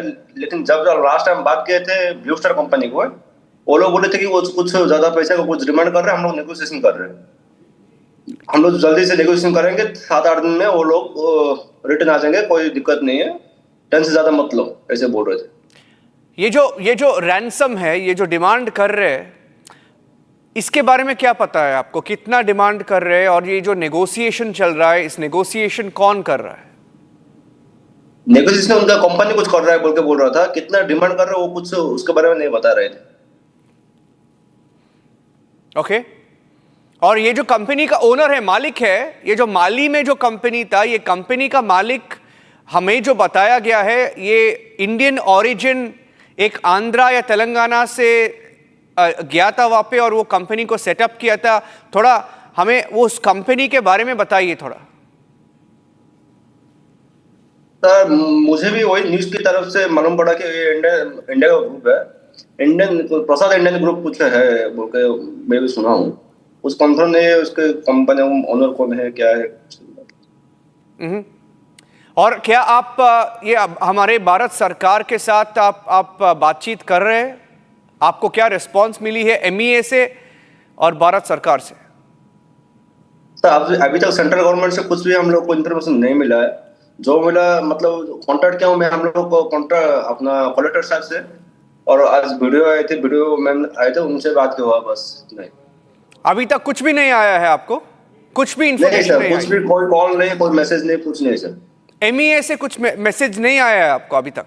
नहीं, जब मैं कलेक्टर से बात किया था पहले दिन, वो बोले थे एम्बेसी को कॉल करने के लिए। मैं एम्बेसी से जो ऑनलाइन में मुझे मिला तो वो नंबर से मैं ट्राई करने लगा, तो कॉल तो हो रहा था लेकिन रिसीव नहीं हो रहा था।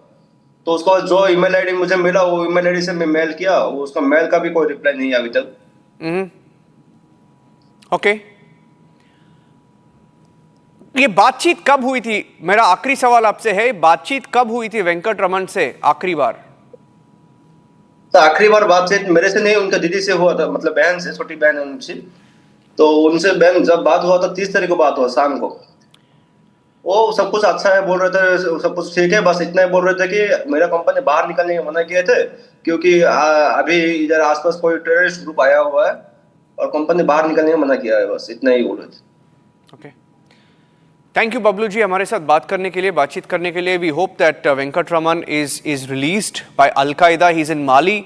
He went there in search of a job, was working in a company owned by an Indian, and he's been abducted. 3 of them along with Venkat Raman. He's one of 3 who were abducted by the Al-Qaeda. Ransom demand put forward. Negotiations are on and Republic will continue to track the story. Thank you for joining us, Babluji. And the next story that we are getting you is from Maharashtra, where Rahil Javed Sheikh, the son of Maharashtra Navnirman Sena or MNS leader Javed Sheikh, has been booked by the Mumbai police after allegedly misbehaving. Not allegedly, he has misbehaved with the Marathi actor and influencer Rajshri More while under the influence of alcohol. Here's a story that's going viral across India.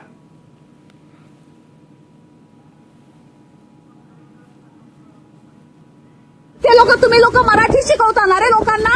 अरे माझा बाप महाराष्ट्र राज्य उपाध्यक्ष आहे. तुझा बाप महाराष्ट्राचा अध्यक्ष आहे? हा. कोण? मनसेवाले? हा. अच्छा, आणि तू दारू पिऊन माझ्या गाडीवर चढणार, गाडी ठोकणार? अच्छा, तुम्हाला शिव्या देतोयस? हा, दे शिव्या दे. गाडीला ठोकलं का? तू माझ्या गाडीला का ठोकलं? काही माफ कर. माफ? तू आता बोललास माझा बाप कोण आहे मला? अरे काय मी दोन अरे मी थोडासा परप्रांती लोकांना साथ दिला तर काल 200 लोक माझ्या अंगावर आले. आज तू माझी गाडी ठोकतोयस, आपल्या बापाची धमकी देतोयस. तुम्हाला माफ करा ना. माफी नकोय. तू दारू पिऊन गाडी का चालवतोय? तू दारू पिऊन गाडी का चालवतोय? Now, Rajshri More, who's seen in that video, is joining us live on This Is Exclusive this evening. Rajshri More जी नमस्ते. आप इस वीडियो में है, हमारे दर्शकों को थोड़ा बताइए कि क्या हुआ यहाँ पे? जी, जैसे कि कल रात मैं अपने घर आ रही थी, मैं गोरेगांव में थी, तो गोरेगांव से जब मैं अपने घर आ रही थी उस टाइम, क्या आप मुझे सुन पा रहे हैं? Yes, I can hear you, Rajshri ji. Go ahead. हाँ जी, जब मैं अपने घर आ रही थी तो रास्ते में एक इनोवा मुझे क्रॉस करती है और मेरी गाड़ी को टक्कर मारती है। उसके बाद मैं थोड़ा सा और आगे आती हूँ तो वो दोबारा से मुझे टारगेट करके दोबारा से मुझे टक्कर मारती है, वो सेम कार। 2 पुलिस वालों ने मेरी हेल्प की, जो हेड कांस्टेबल थे वो लोगों ने मेरी हेल्प की उसको पकड़ने के लिए। आगे जाके उसको रोका गया, उसको पकड़ा, तब जाके वो रुका। वो गाड़ी से उतरने के लिए रेडी नहीं था, पहली बात। सेकेंड चीज़, जैसे उसने मुझे देखा उसने गाली गलौज करना स्टार्ट कर दिया। वो अपनी आईडी नहीं दे रहा था, अपना नाम नहीं बता रहा था। उसने स्टार्टिंग ही ऐसे की कि मेरा बाप मनसे का उपाध्यक्ष है थाना में।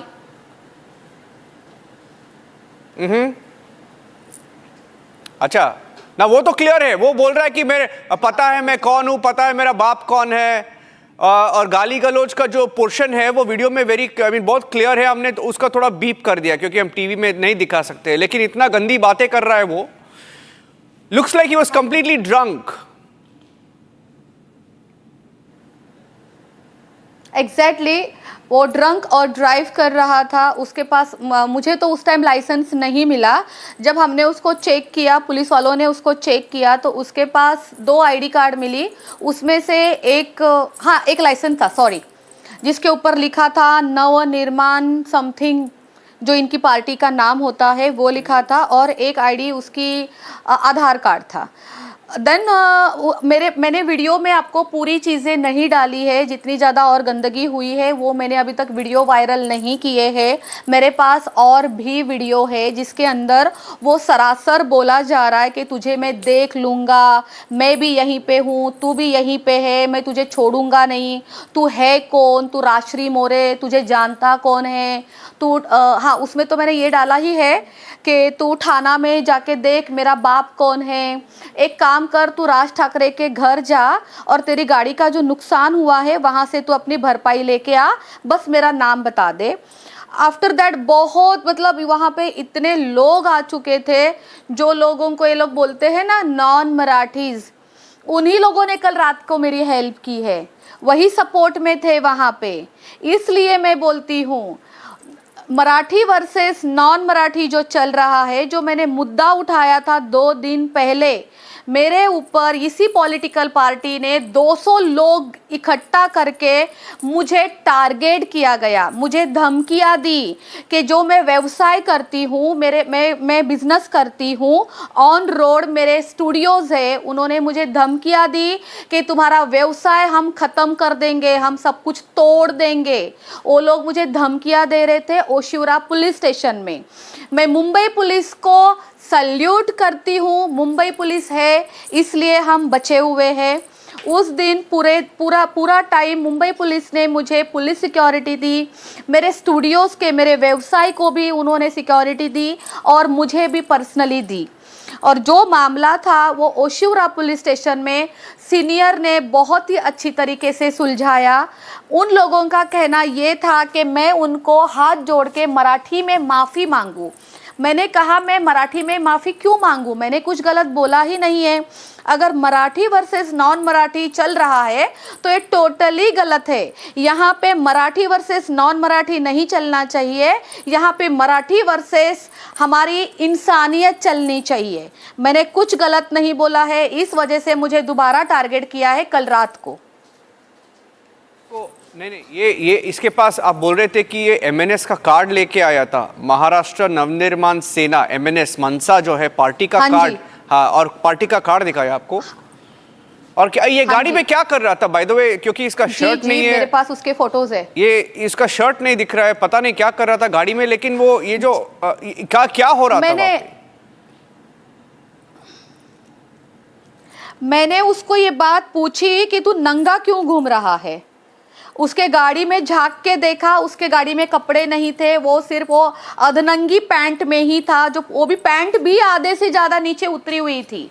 उसको पता ही नहीं है कि मेरी पैंट नीचे उतर रही है, लेकिन ये ज़रूर पता है कि मेरा बाप कौन है, हम लोग मनसे वाले हैं, मुझे धमकियाँ देना, मुझे गालियाँ देना, वो सब कुछ उसको अच्छे से याद था।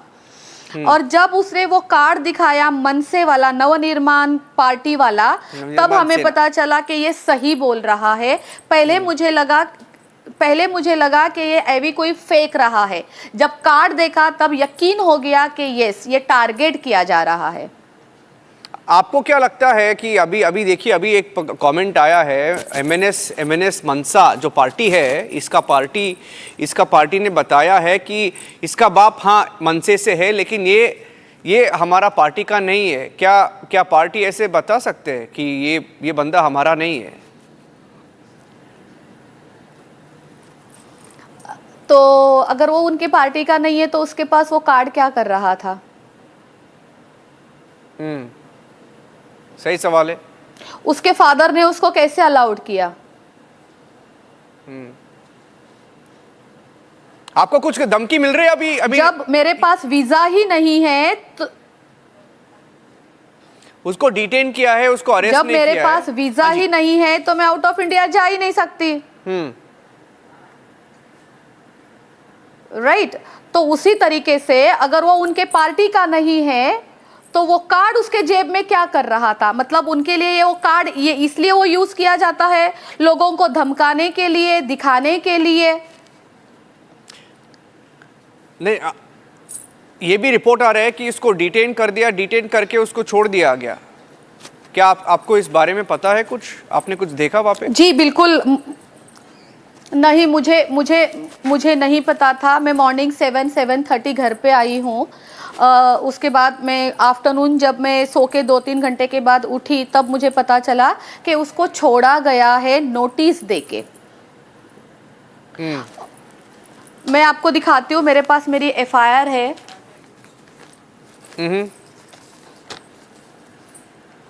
अच्छा। और एक चीज़, उनके फादर जावेद शेख, उनका कहना था मेरा बेटा नादान है, उससे गलती हुई है, उसके वजह से मैं आपसे माफ़ी मांगता हूँ। मेरे बेटे का करियर ख़राब हो जाएगा, आप FIR मत करिए। उनकी मम्मी का कहना था अगर आप मेरे बेटे से मॉर्निंग मिलोगे तो आप बोलोगी ओ माय गॉड ये इतना अच्छा है, ये इतना अच्छा है, नीचे की मुंडी ऊपर भी नहीं करता है। ये सारी एक्टिंग उस पुलिस स्टेशन में चल रही थी। आपको कॉल आया? उन्होंने कॉल करके बताया या स्टेशन में बताया ये सभी? नहीं, पुलिस स्टेशन में उनको बुलाया गया था। अंबोली पुलिस वालों ने उनके फादर को बुलाया तो उसके साथ उनकी मदर भी आई थी। तो उनका बेटा तो ऑलरेडी बहुत एक्टिंग कर चुका था, बची हुई एक्टिंग इन दोनों ने आके की थी वहां पे। क्या आपको कोई धमकी आ रही है? Any threat calls you getting from the MNS? इनका स्ट्रैटेजी है यूजुअली? जी नहीं, अभी तक मुझे फ़ोन पे कोई धमकी नहीं आई है। बट मैं आपको बताऊं 2 दिन पहले मुझे फिज़िकली धमकियां दी गई है। 2 दिन पहले मुझे ओशिवरा पुलिस स्टेशन में टारगेट किया गया। पहली बात तो अचानक मैं नहीं जानती थी कि मुझे कोई पॉलिटिकल पार्टी टारगेट करने वाली है। मैंने एक नॉर्मल वीडियो अपने इंस्टाग्राम पे पोस्ट किया था कि आप मराठी वर्सेस नॉन मराठी मत करो। यहाँ पे लोग ये परप्रांतीय लोग नहीं है, ये अपने ही हैं। ये लोग अपनी फैमिली छोड़ के यहाँ पे व्यवसाय करने के लिए आए हैं। इन लोगों का भी रोटी पेट का सवाल है, रोटी कमाने के लिए आए हैं। इनके ऊपर अत्याचार मत करो, बल्कि अपने मराठी वालों को समझाओ कि तुम लोग खुद भी मेहनत करो। तो इन लोगों ने मुझे ही टारगेट किया। 200 लोग लेके वो ओशिवरा पुलिस स्टेशन पहुंचे थे। मेरे नाम से मोर्चे निकले। उन लोगों ने धमकियां दी ओशिवरा पुलिस स्टेशन में सीनियर के पास कि हम लोग इसका व्यवसाय तोड़ देंगे, इसके स्टूडियो पूरे के पूरे हम तोड़ देंगे, इसको रोड पे लेके आएंगे अगर ये लड़की हमसे माफ़ी नहीं मांगेगी। Okay, so the MNS, which has spent a large chunk of all of last week targeting traders, businessmen, one of their leaders seen on camera abusing, drunk on power, completely out of his mind, not wearing clothes, sitting inside a car, abusing a woman, and it's all on camera. So I wonder what Raj Thackeray or his party will now have to say regarding this incident. Rajshri More, thank you for speaking to Republic TV this evening. Thank you very much. And our final story on the show this evening. If you're wondering, Pakistan's former Foreign Minister Bilawal Bhutto Zardari's remarks, why they came now and what they meant on Pakistan-sponsored terrorism and extradition of Hafiz Saeed and Masood Azhar to India. Now, are they actually going to do that? Why did the statement come now? And does it have any correlation to reports, even within Pakistan, that possibly there's a coup loading with Asim Munir, the failed Marshal Asim Munir, now trying to topple Zardari and become the president of Pakistan? Is that possible?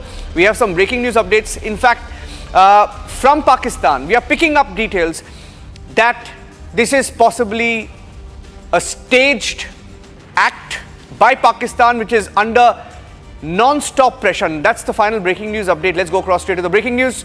Talha Saeed, the son of terrorist Lashkar-e-Toiba chief Hafiz Saeed, has taken on Bilawal Bhutto. Here's a story, quick story, putting the story in context, and then we have the breaking news update coming in on why Pakistan is doing what it is at a time like this. Why Bilawal Bhutto mentioned Hafiz extradition ahead of the FATF review in October. Increasingly, it's becoming the government of Pakistan versus Lashkar-e-Toiba, government of Pakistan versus army chief. Here's the story and then the breaking news update. Bilawal Bhutto Zardari, chairman of the Pakistan's People Party and former foreign minister, has made headlines by stating that Pakistan would not oppose extraditing Hafiz Syed to India as a confidence-building measure. Hafiz Syed, the mastermind behind the 2008 Mumbai attacks, remains a fugitive in India but moves freely in Pakistan despite being under house arrest. India's repeated demands for his extradition have been rebuffed, citing the lack of bilateral treaty. And now Pakistan's former foreign minister's remarks on Pakistan-sponsored terrorism and extradition of notorious terrorists like Hafiz Syed and Masood Azhar have been met with backlash. Talha Syed, the son of terrorist organization Lashkar-e-Toiba chief Hafiz Syed, has blasted Bilawal Bhutto, saying that his comments have insulted his father and brought disgrace to the nation globally. International news channel को interview देते हुए बिलावल ने जो बातें की, भारतीय सहाफ़ी के सवालात के जो जवाबात दिए, हकीकत में वो जवाब बनते नहीं थे, जिससे हम सब की पूरी पाकिस्तानी कौम की दिल आज़ारी हुई है। इस पर हम उसके इस बयानात की भरपूर मदम्मत करते हैं।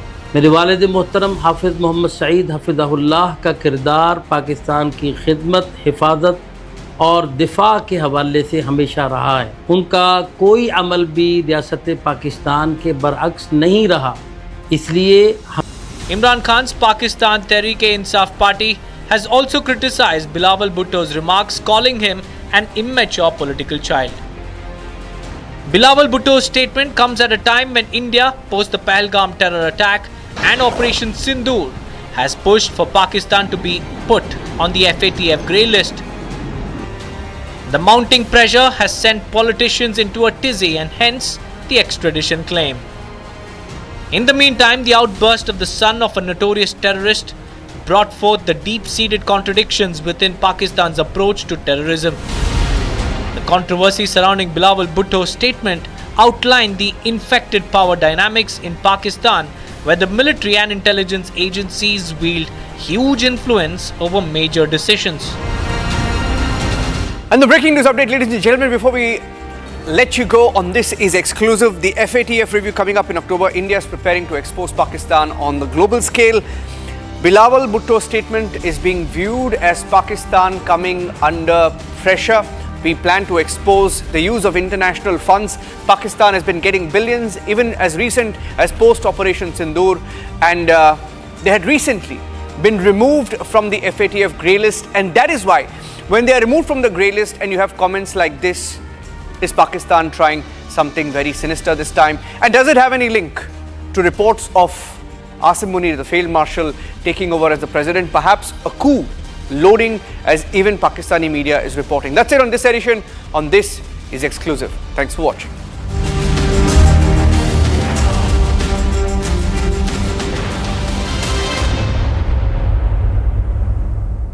Co-powered by Century Ply, Club Prime, Raho Befikar.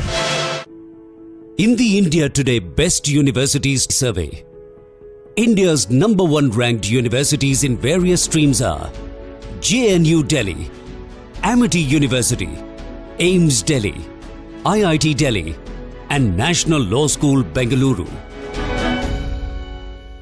दादी के हाथों का जादू और खुशबू से महकता घर, माँ की मुस्कुराहट और खाने की सुगंध। MDH गरम मसाला, क्योंकि हर रिश्ता है स्वाद से जुड़ा।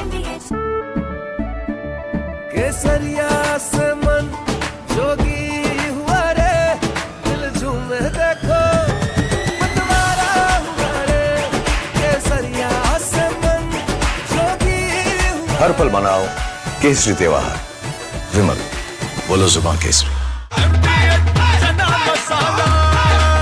अब छोलिया हो या लोबिया, सफेद चने या काले चने, सब कुछ मजेदार बने।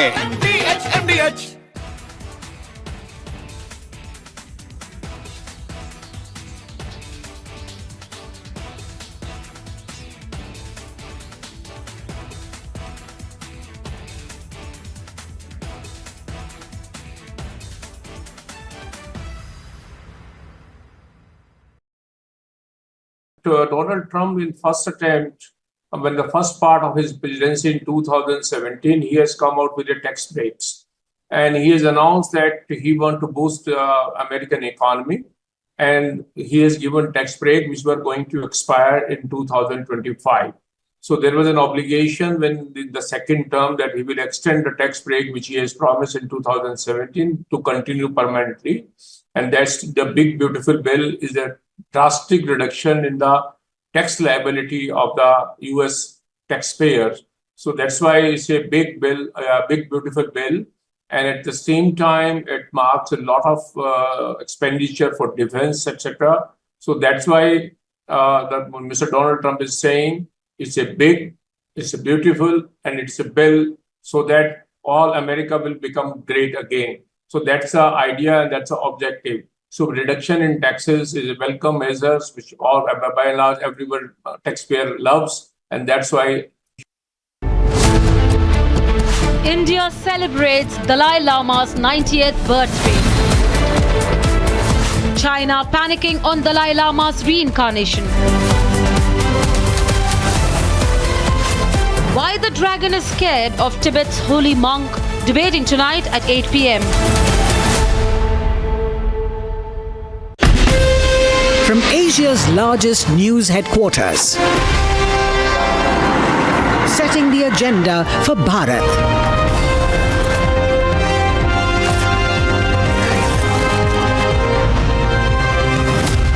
You're watching Republic.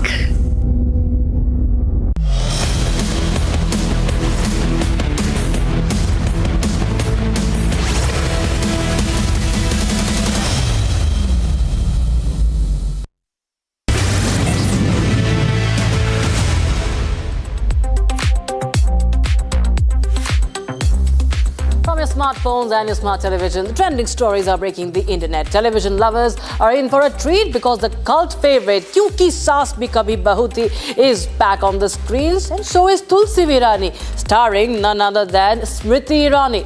Meanwhile, in the world of sports, our Blue Tigresses, the Indian women's football team, have made a great achievement and scripted history by qualifying for the Asian Cup. And yet another case of VVIP brat throwing his weight around has made it to the headlines. This again in the name of Marathi pride. And of course we have another story on the recent Musk and Trump feud, which is now blown out of proportion. We have a lot of this and more. I'm Rakshita Mishra and this is Trending.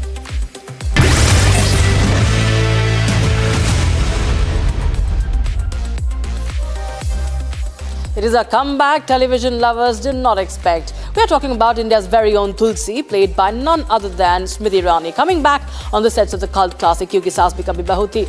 The first look of the show has been unveiled, featuring Smriti in a stunning maroon sari and traditional jewellery, instantly evoking memories of the original show, the first part of the show rather.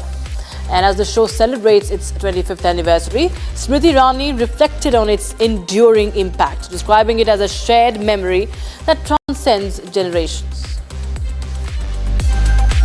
She says, and I quote, "It isn't just a show, it's a shared memory for those who created it and the millions who embraced it. It was a story of families, faith and the fabric that binds us across generations." Now, the internet is in frenzy and it is obvious that fans cannot wait to sit in front of the TV and hear Tulsi enter with Rishton Ke Bhi Roop Badalte Hain playing in the background. Fans are thrilled to see Tulsi and Mihir reunite on screen. Their bond, emotional arcs and dramatic highs made them household names across the country. This new chapter promises to bring that magic back with a modern twist.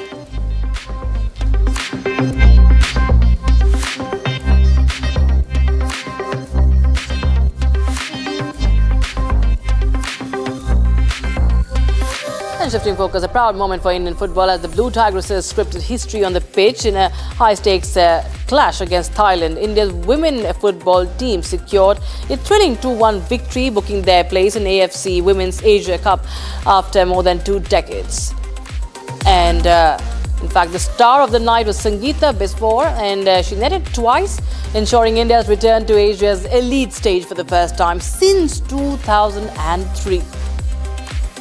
Now, at a time when the Indian men's football team has witnessed a steep downturn in form over the past 2 years, with a global ranking plunging from under 100 in 2023 to 130 at present, the decline has been so severe that the team now finds it difficult to outperform even lower-ranked opponents. And adding to the crisis is the absence of a head coach. That's right. And amidst all this turmoil, the women's team inspiring achievements shine as a rare and much-needed beacon of hope for Indian football. And we were celebrating the Indian women's football team's achievement. Mahindra Group chairperson Anand Mahindra joined in the applause, praising the team for securing their AFC Women's Asian Cup spot purely on merit and qualification victories, unlike past instances where entries came through invitations. Others also, netizens, lauded the performance. However, some raised concerns about the match's visibility as it was not streamed on any national platform, but on TV, but only a Thai YouTube channel.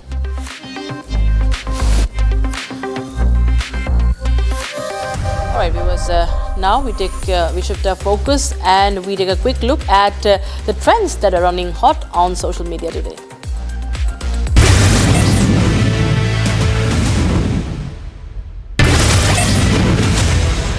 Saif Ali Khan's ancestral properties in Bhopal, including the historic Flagstaff House and Nur-us-Sabah Palace, have been declared enemy property by the Madhya Pradesh High Court. The court's ruling, worth nearly 15,000 crore rupees, overturns a 2000 verdict and may lead to the Indian government taking over these landmarks.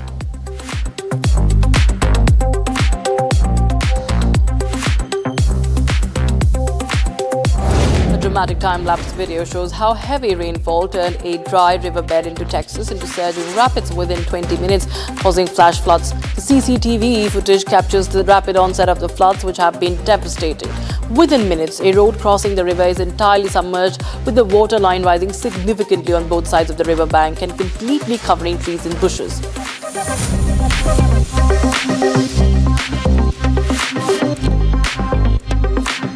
Terrifying footage shows the moment an escaped pet lion leapt over a wall of a residential area and attacked a family in eastern Pakistani city of Lahore.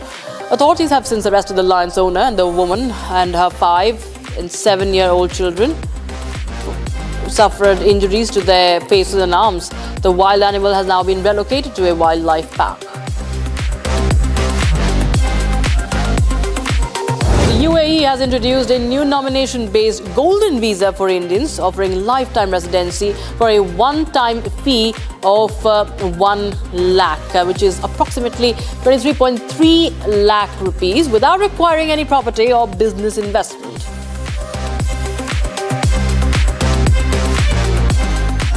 Pakistani spy YouTuber Jyoti Malhotra, who has been arrested on the espionage charges, was hosted by Kerala government during a tourism campaign.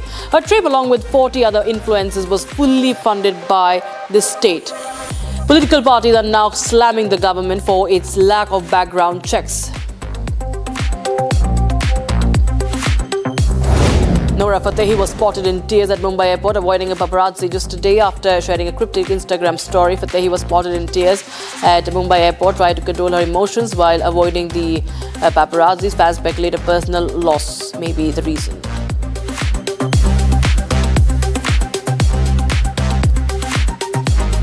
Former CJI of India, Justice D.Y. Chandrachud, has responded to criticism over his continued stay in the official residence, explaining that his foster daughter suffered from a rare genetic disorder requiring 24/7 care in a specially modified home.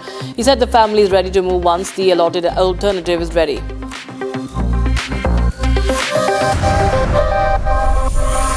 Prime Minister Narendra Modi and Brazilian President Luiz Inácio Lula da Silva shared a hug after the family photo at 17 BRICS Summit in Rio de Janeiro.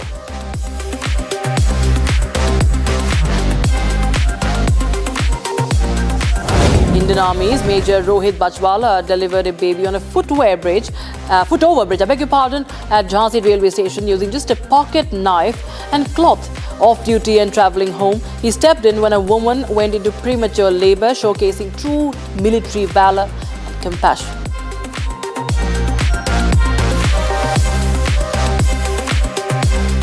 जैसे मैंने झांकी station पहुंचा तो जब मैंने second platform के लिए जाने के लिए ओवरब्रिज लिया था तो वहाँ से मैंने देखा कि एक लिफ्ट से एक महिला चीखते हुए बाहर आई एक व्हीलचेयर पे और नीचे गिर गई थी।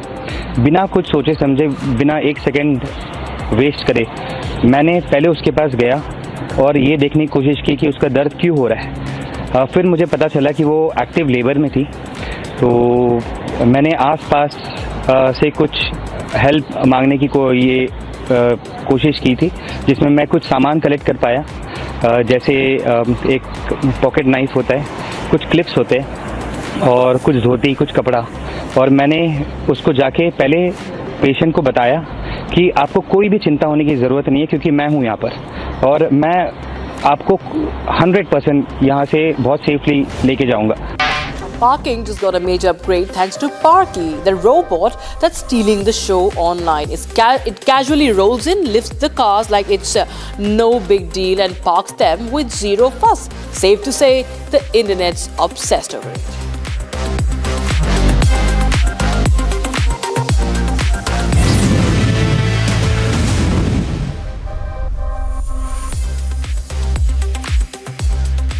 Now, Amit, we have escalating cases of VVIP brats throwing their weight around, and not just that, the assault happening in the name of Marathi pride in Maharashtra. This is now another case in point. It's a drunk, half-naked son of an MNS leader, Javed Sheikh. There you have this video, Rahil Sheikh. The video shows the accused drunk and sitting half-naked inside a car, abusing a Marathi-speaking woman. Remember, it's a Marathi woman, a Marathi-speaking woman, Rajshri More in Mumbai.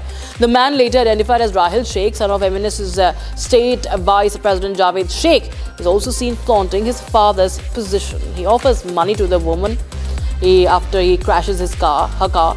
And Rajshri was also an influencer. She spoke to the media. In fact, she spoke to Republic TV as well. Take a listen in.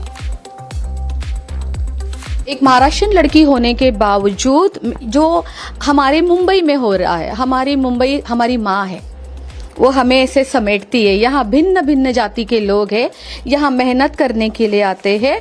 तो मैंने उनके लिए आवाज़ उठाई थी कि please आप लोग उनको ना सताएं। तब वो मुझे बोलता है कि तुझे पता है मैं कौन हूँ, मेरा बाप कौन है, मैं मनसे से हूँ। उसने अपना नाम बताना ज़रूरी नहीं समझा। उसने ये बोला कि मैं मनसे से हूँ और तुझे पता है मेरा बाप कौन है। पुलिस वालों ने बहुत अच्छे से सपोर्ट किया। उन्होंने उसको, जब वो मुझे गालियाँ दे रहा था, इतनी गंदी गालियाँ दे रहा था जो मैं अभी यहाँ पे बोल भी नहीं सकती, वो मुझे पुलिस वालों के सामने गालियाँ दे रहा था। वो पुलिस वालों के सामने मुझे मारने के लिए भी आया। Now, a political storm is brewing in America like never before. In a stunning twist that's shaking the very foundation of United States politics, Elon Musk has declared war on the two-party system. Just today after President Trump signed his controversial domestic spending bill, Musk has launched what he calls the America Party. With billions at his disposal, a massive online following, Musk says it's time for political revolution.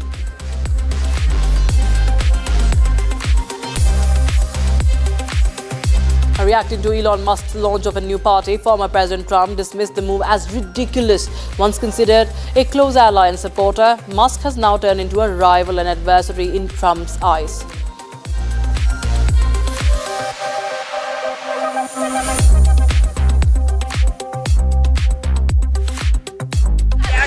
Elon Musk starting a third party. I think it's ridiculous to start a third party. We have a tremendous success with the Republican Party. The Democrats have lost their way, but it's always been a two-party system. And I think starting a third party just adds to confusion. It really seems to have been developed for two parties. Third parties have never worked. So he can have fun with it, but I think it's ridiculous. All right, now, a quick viewers, we will get you more updates. The read between SpaceX and Tesla boss Elon Musk and US President Donald Trump continues to escalate shortly after Trump's latest attack on Truth Social against Musk for floating a third America party. The tech mogul took to X and said he had never heard of the social media platform.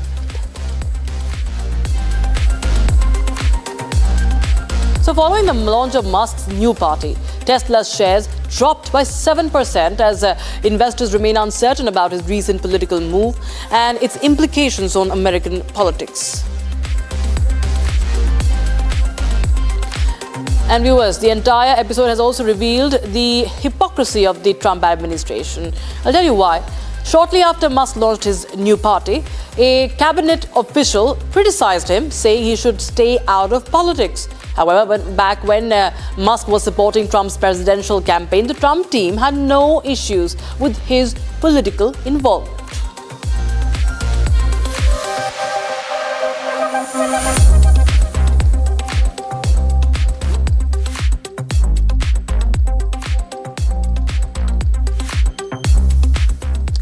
All right, viewers, that's all we could pack in this edition of Trending. We'll be right back with more. Stay tuned.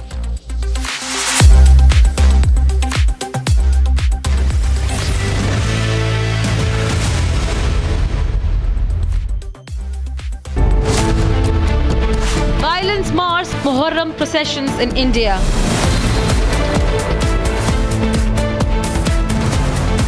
Temples attacked, Hezbollah flags raised.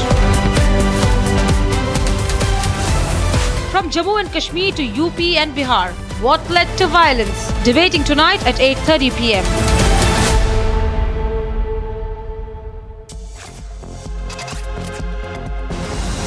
Pakistan is open to handing over wanted terrorists to India. That's the sensational claim made by Pakistan's former foreign minister, Bilawal Bhutto Zardari.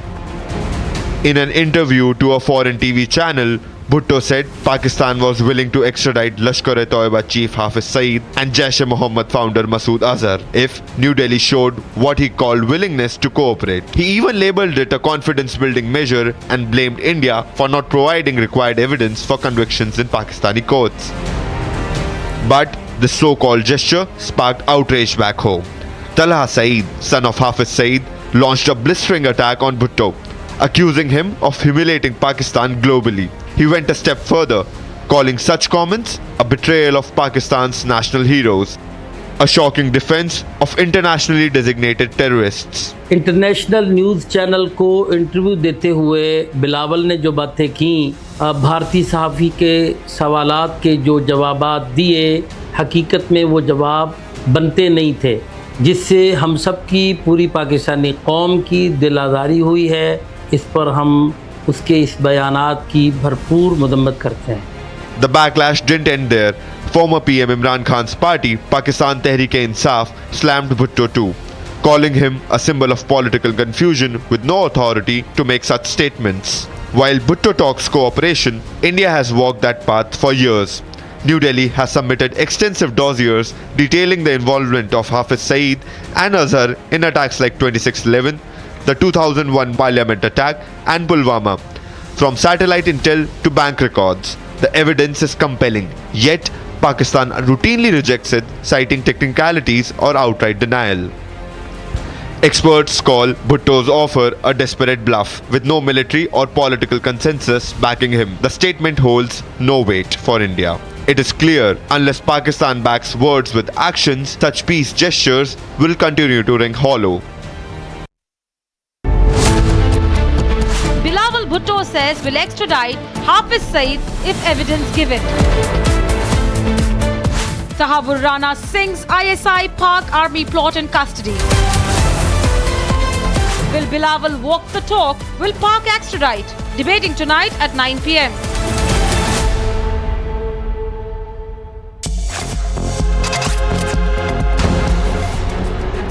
US President Donald Trump has slammed Elon Musk's new political venture, the America Party, calling it ridiculous and warning it threatens GOP unity and the traditional two-party system. Elon